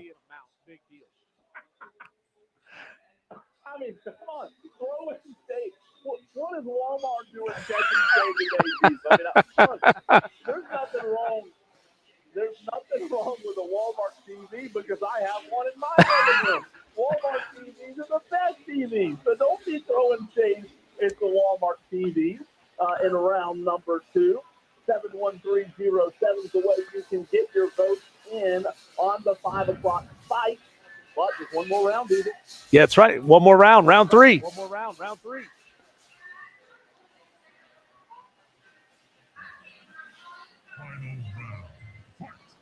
Cole, this is the big question. We spent a lot of time earlier in the show debating who wins on Saturday. Number 4, Alabama. Number 2, Georgia in Tuscaloosa. This is a great question. You know what? You and I, we could go back and forth on this 100 times between now and then. You know, Alabama is an interesting story with Kalen DeBoer, and I believe I would even say more interesting than Alabama's been in a very, very long time. I like Kalen DeBoer. I like what he's going to do with the program. Diesel, I really believe he's the right guy, and I believe Alabama fans could be patient. They're going to be just fine. However, I'm going with Georgia to win on Saturday. I believe Kirby Smart will have that team so fired up, regardless of how wild Bryant-Denny Stadium is on Saturday. I think Georgia comes out with her hair on fire, and I believe that the Bulldogs topple the Crimson Tide. Alabama's a fantastic football team, but right now, with Kalen DeBoer being the first-year head coach, to me, there's kind of in a prove-it mode. You have to reprove yourself. You're still Alabama. You still have that name on the front of the jersey. That's all fine and dandy. But now that you have a brand-new head coach, new players, you've got to reprove yourself. Georgia, Diesel, they're established. We know who they are. I'm going with the Bulldogs to win over Alabama on Saturday. So you're telling me, Cole, that the only team that can beat Georgia is Georgia, right?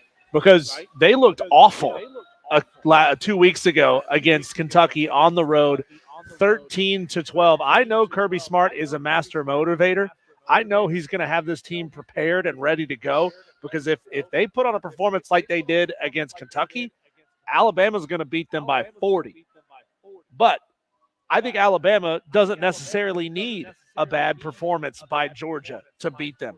Their offense is humming this year, okay? Somewhere in the range of 140 points in 3 games this season.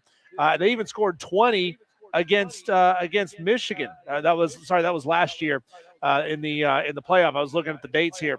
But this Alabama offense is humming this year. The defense is playing so dang good. Gave up 0 points against Western Kentucky, 16 against USF, 10 against Wisconsin. This is an elite defense at Alabama, and the offense can score. They got Jalen Milroe back. They got a lot of those offensive pieces back. I understand different head coach with Kalen DeBoer, and that certainly changes some things. But I just think this Alabama team, this Alabama program, with these Alabama fans at home are going to be real tough on the Georgia Bulldogs. Give me Alabama to get it done. Diesel, before you give a recap of the 5 o'clock fight and before the votes start piling in, I have a $1 million question for you, okay? Sure. If I told you, Diesel, the $1 million question, if I told you that Saturday between Georgia and Alabama, you're going to see a blowout. It's going to happen 100% factual. That's what's going to happen on Saturday. Who would you say blows out who? I think it's Alabama. I think Alabama smacks Kirby Smart around. Wow. That'd be fascinating. Yeah. I really do. So, okay, just to recap here on the 5 o'clock fight, round number 1, is Clemson now the favorite in the ACC, or is it Miami? Cole going Clemson. I'm going with the Canes. Round 2, what's the better addition to your man cave? An autographed jersey from your favorite player or a bigger, better TV? Cole says a new TV. I say no, give me that jersey. That's unique. And round number 3, who wins on Saturday? Georgia from Cole. I say it's going to be Alabama. There you go. That's the 5 o'clock fight. I'll tell you how you can submit your 5 o'clock fight ideas right here.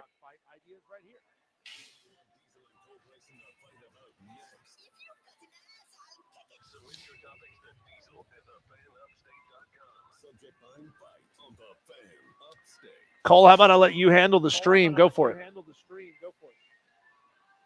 All right, the stream. Let's see right now who is siding with me on the stream. You can get your votes in. I see Madcraft. I see DB. I see JB. I don't see. Am I missing Diesel? I don't see any votes yet. Oh, well, we just. You know what? I tell you what. We'll get to the text votes first, and then we'll come back to the streaming votes. We've got here Tolo Steve. Round 1 goes to Diesel. Round 2 goes to Diesel. Says there will always be a bigger, better TV, and an autographed jersey is priceless. So I got 2 out of 3. You get the consolation prize of round 3. Go Dog says round 1 Cole, round 2 Diesel, round 3 Cole. There you go. You got the win from Go Dogs. But he's biased. No idea. He's clearly pulling for the Mississippi State Bulldogs, the Samford Bulldogs, the Louisiana Tech Bulldogs. Somebody. The Citadel Bulldogs. Sorry. Yeah, sorry. Let's see. Reed Atkins says, I think Diesel wins 3-0. This was another dominant performance by Diesel. Man, come on, Reed Atkins. What's with you? I mean, I tell you what. I mean, there's nothing worse than getting just a whooping on the 5 o'clock side. Still love you, though, Reed Atkins. Yeah, it's par for the course, Cole. Welcome to your nightmare. Texter says, Cole round 1, Diesel round 2, and Diesel round 3. I think Bama beats Georgia in a tight yet surprising outcome. Wow, and I believe that's JD. Yeah, it is. That's JD who's going with Diesel round 2 and Bama beating Georgia. I tell you what, man, it's going to be so fascinating. I really do think it could go either way. And I admit, I'm with you. It's going to be a tough matchup for both teams. However, at the end of the day, I just like Georgia a little bit more. Mike Main, he says round 1 Diesel, round 2 Cole, round 3 Diesel for the win. So Mike Main is with you on your side. Diesel, you're right. The wins up today. You can't see it, Cole, but I just did finger guns, and I blew out the smoke from both barrels. Brandon and Spartanburg getting his upset pick in. He wants Louisville plus 6.5 over Notre Dame. Wow. Wow. Putting the Irish down bad. Just go ahead and put them out of their misery, would you, Louisville? You know what, though? I tell you what. I didn't pick that game, Diesel. But you know what? It wasn't surprising. Do you believe in Notre Dame? I don't believe in Notre Dame. I think they're a fraud. Sham. It wasn't surprising you wouldn't have been if Louisville won that game with 6.5 point underdogs, right? No, you're exactly right. I mean, God, Notre Dame looked bad once before this season. They took that L against a G5 team. Now they're about to take another L to a team whose Cardinal mascot has teeth. That's bad. Matt Kraft says that USF Bama game was 14-13 going into the fourth quarter. Matt Kraft won Diesel round 1, Diesel round 2, Cole round 3. DB says D all 3. Yeah. I'm rooting for Alabama to win. Always rooting for the top dog to go down, says DB.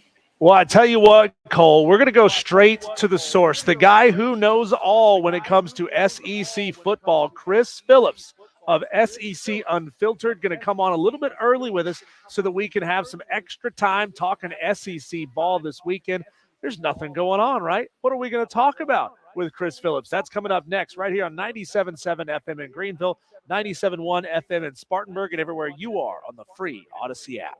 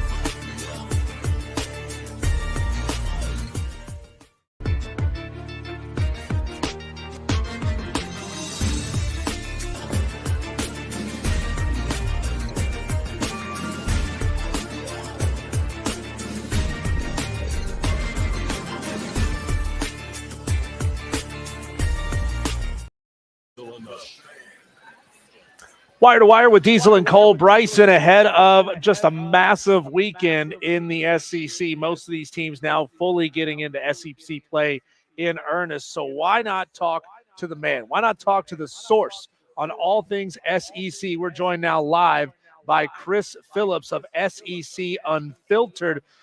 Chris, first of all, thanks for taking the time to join us today here on the show. Georgia looking for that bounce-back performance after the Kentucky game. I have no doubt that Carson Beck and the team have heard every four-letter word in existence used in every context imaginable. Just how well do you think this team is going to bounce back, considering we haven't had a whole lot of these situations where Kirby Smart has had to get his team refocused after a bad performance?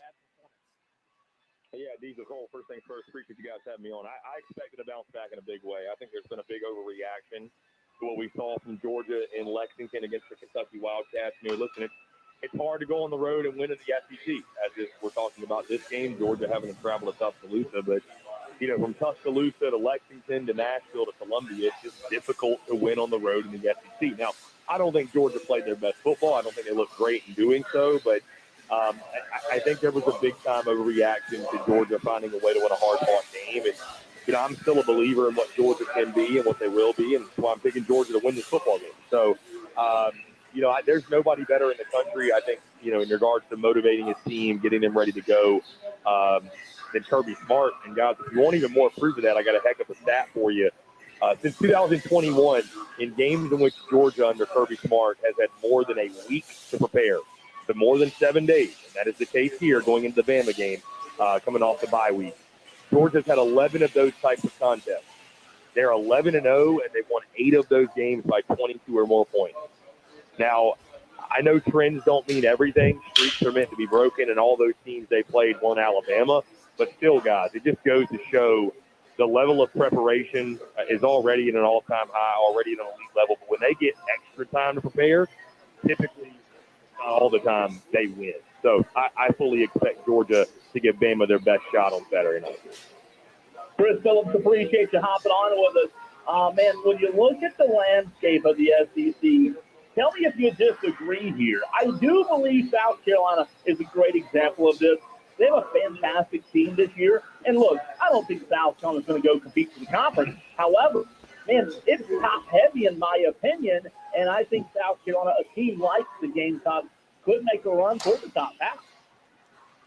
Yeah, I think towards the top half for sure is a possibility, and I agree with you. I think the Gamecocks are a dangerous team. I think they need to get healthy. I think that's the big thing for them is, you hope the Rocket Sanders thing doesn't linger with his foot or whatever went on with his ankle, being in a boot after the Akron game. And you need to get Lenora Sellers back. I know Robbie Ashford looked good against Akron, but, I think realistically your best shot to win football games this year is with Lenora Sellers in the center. But assuming, those two things, it doesn't sound like those injuries were all that serious. Assuming you get those back, listen, I think South Carolina can make some noise. It's a long season. There's a lot of ball left to be played. But, you look at some games down the stretch that, guys, before the season we were talking about how daunting the schedule was. I still think Ole Miss and Alabama are going to be extremely tough. I know Gamecock fans really want that Ole Miss game, but, and we'll see how Ole Miss fares against Kentucky and actually against SEC competition. I'm a believer in Ole Miss. I would almost pencil them in the SEC championship right now. So I think that one's going to be difficult. Alabama, obviously, is going to be really tough. But Oklahoma looks a lot more winnable. Texas A&M, I think, looks very winnable. Even Missouri, guys, after back-to-back weeks struggling with Boston College and Vandy, you get that one at home. That one looks really winnable, too. And then Clemson end of year, who knows? So I think things are shaping up really nicely for South Carolina, and I think exceeding expectations certainly could be something they could achieve. I think when you look at the team they have and what lies ahead. Chris, it's not very often that the big story in college football is not coming out of the SEC or the Big Ten. I want to get your unfiltered thoughts on this Matt Sluka situation out of UNLV. Everybody is out throwing sharp, pointy objects at this kid today. But I did see earlier that you think he's very much justified in doing what he's doing. Listen, Diesel, you don't have to love the current state of college athletics. I'm not saying it's like the best situation that we're in.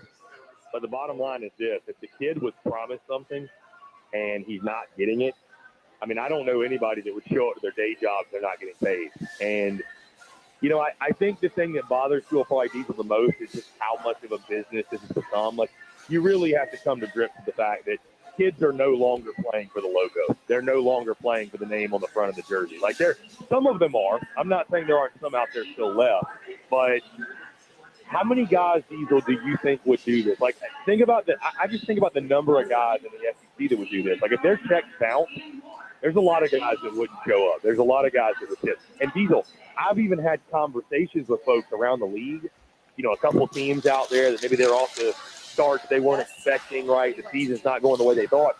You think there aren't other players having these conversations about, well, should I redshirt, conserve my year? It doesn't even have to do with NIL. So, listen, it's an icky thing. It's an icky feeling for me, too. I don't love it.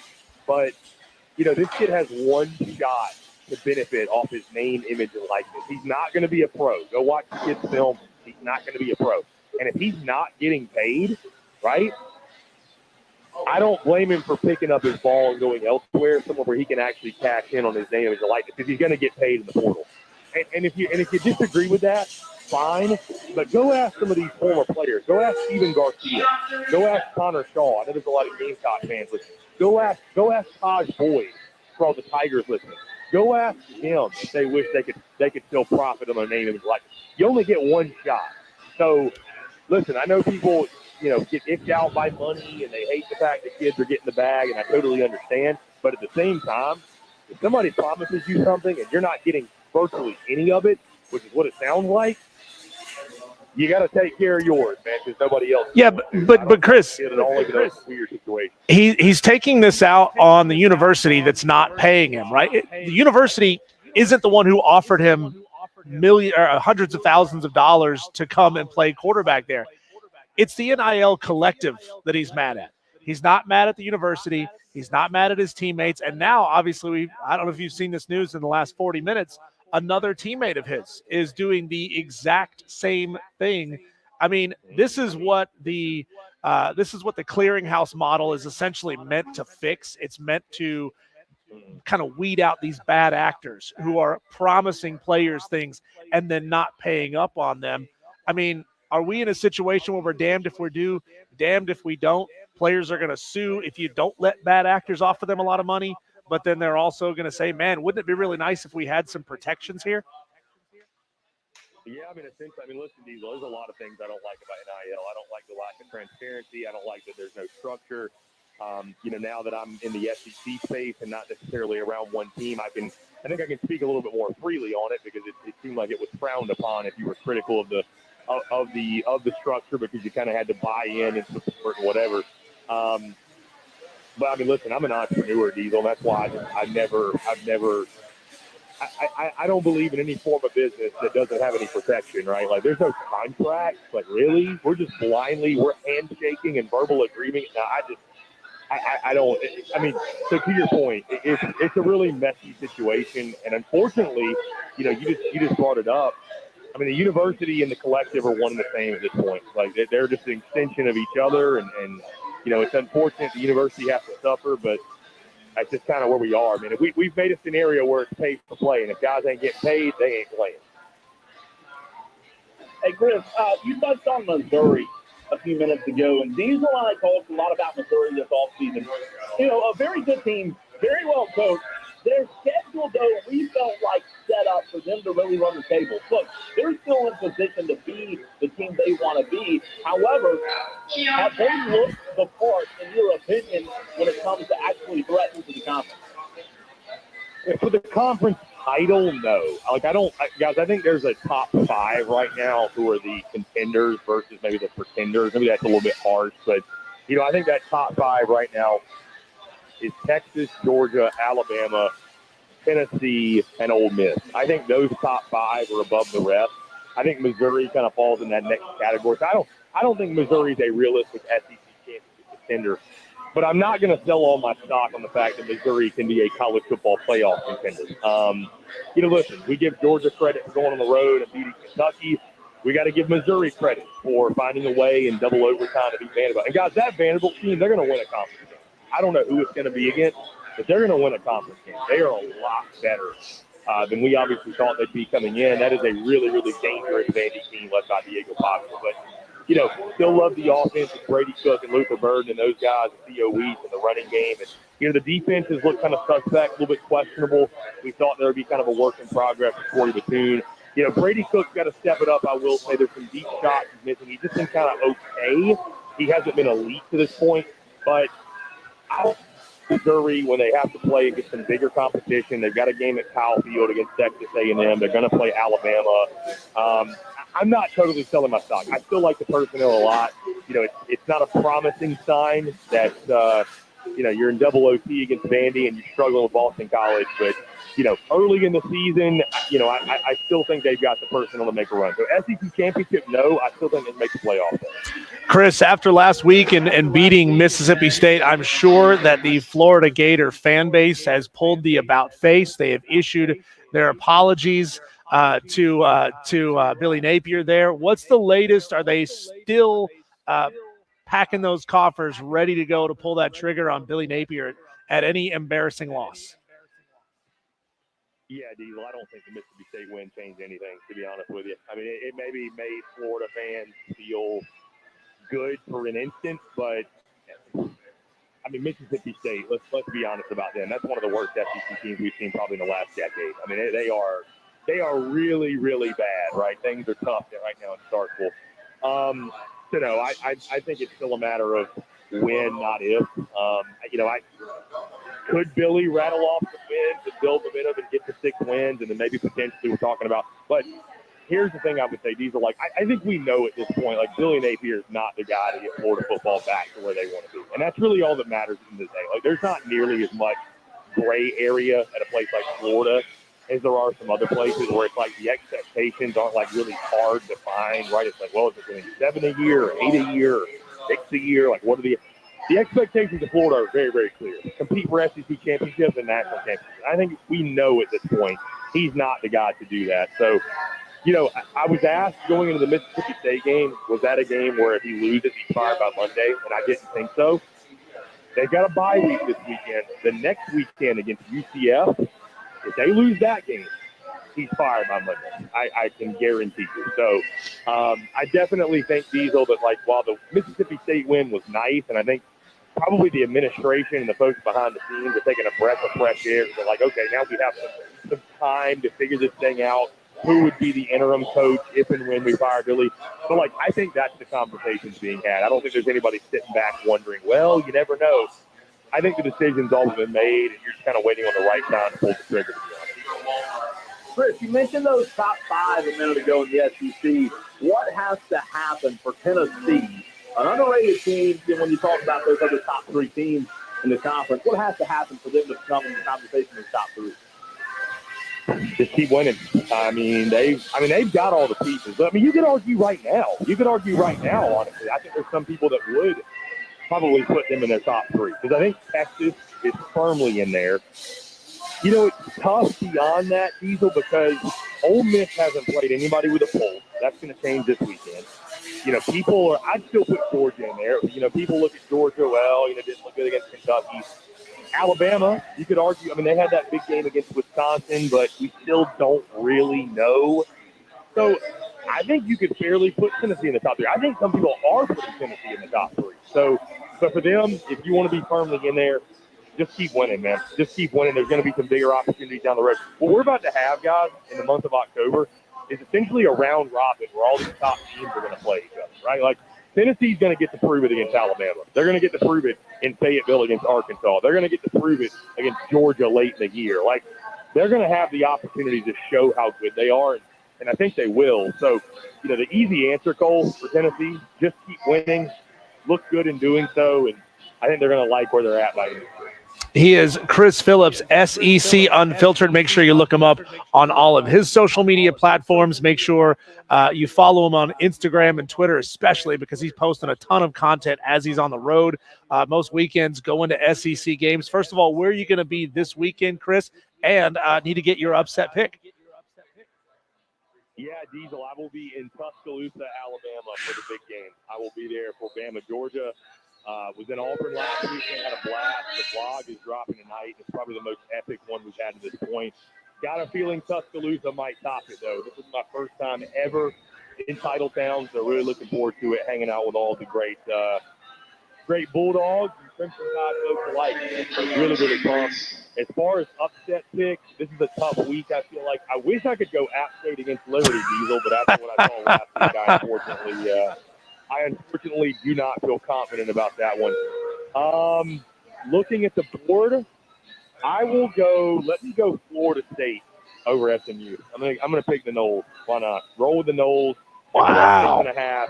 Florida State gets the outright upset on the road. Now, we don't have Melissa Level, who is a former Florida State cheerleader, here with us today at Ingles Market, but I know she's listening, and somewhere she's throwing up some pom-poms, man. She's excited. She's happy that you made that pick.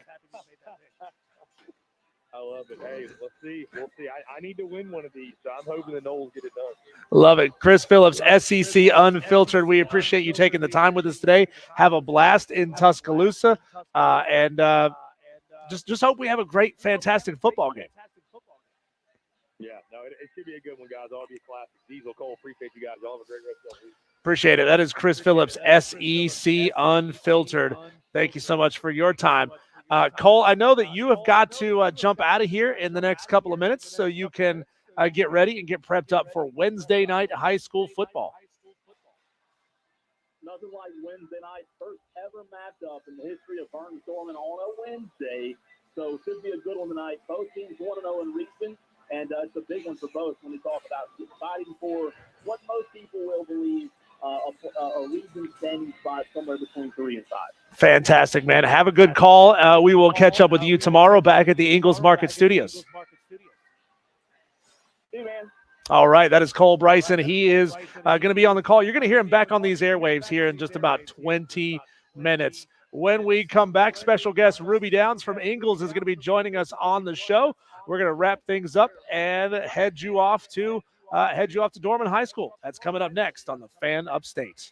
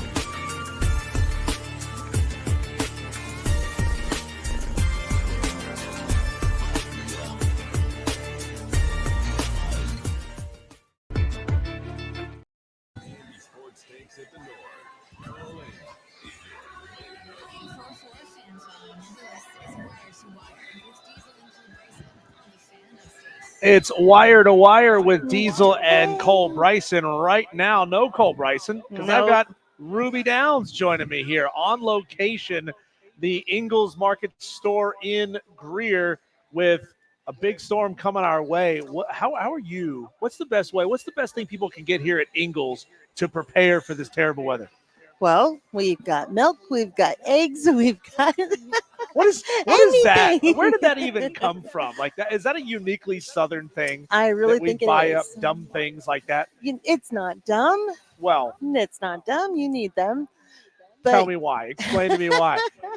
well, they go a long way. Joined now by Ruby Downs, the events coordinator manager for Ingalls Markets.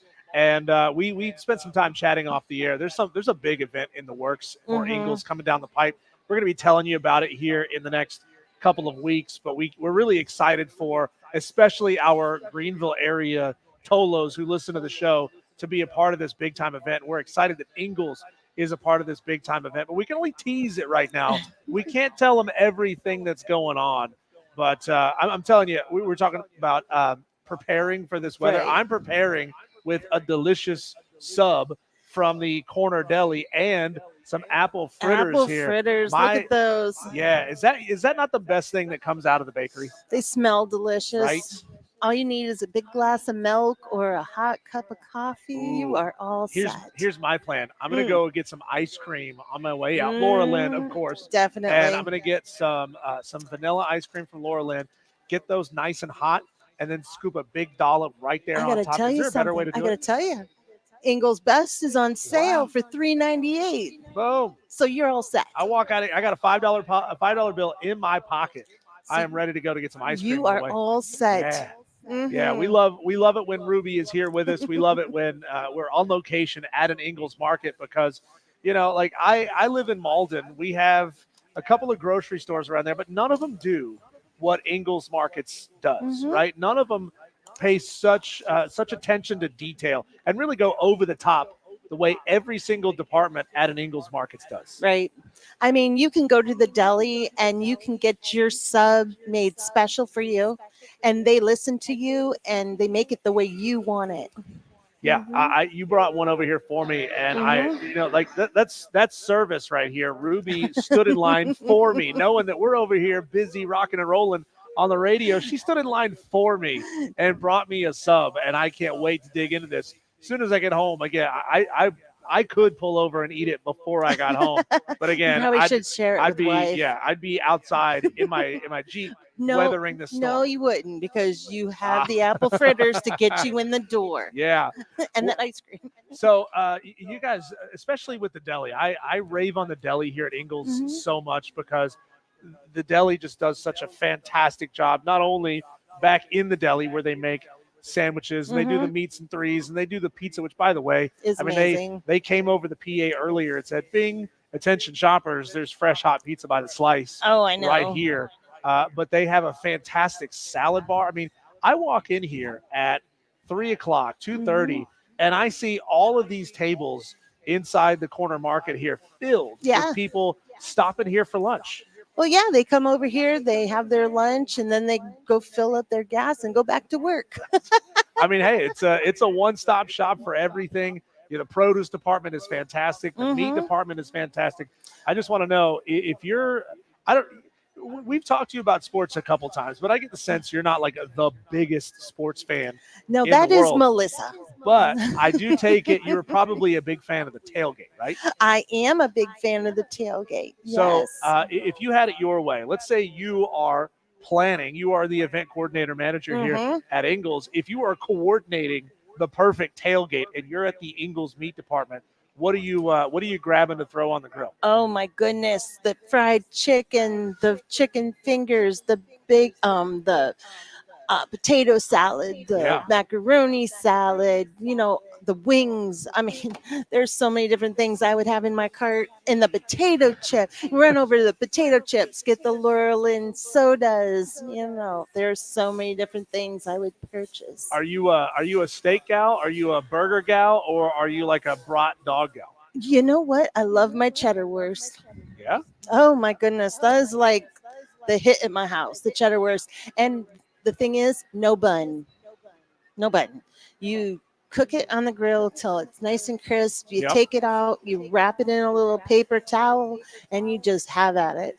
There you go. We got Ruby Downs event coordinator. I would go for a nice juicy steak. I know people don't do that at football tailgates, No. but like if it's my tailgate and I'm doing it my way, I'm bringing my own grill. Okay. I'm setting it aside. Nobody else's meat touches my grill. I do my own thing Okay. because I don't Folks, trust anyone to the cook next it the right way. tailgate, I will be at Diesel's. There you go. There you go. That's Ruby Downs here from Ingles Marcus joining us. And again, we got a big event that we're so excited It's to gonna be to launch. awesome. We are really excited. Actually, you got more than one big event I lined up. do. One next month, one Yep. the next month after that. Can't So wait. stay tuned. Can't wait to tell all the Tolos about it. Of course, we will be doing that here on the Fan Upstate. You've got just about another minute or two left today to get in your upset picks. If you want to get one into us, text 71307. Start your text with the word fan, and then give me your name, your game, and the spread. I want to ask you about big upsets this weekend. Here's a small upset. See if you can call it. Are you willing to call Alabama at home against Georgia? Ooh. It's tough. Everybody in the office wants Georgia. Yeah. Are you the Me? contrarian? I think I'll go with Alabama just because. Yeah. Okay. I think there's only one other Tolo who's chosen that game today. So I wish you the best of luck. And hey, maybe you can get on the leaderboard this weekend. Woo-hoo. We've got some 85, 89 Tolos who have scored points and are in this challenge. Excited about it. We'll talk to you again tomorrow right here on the Fan Upstate. Bye.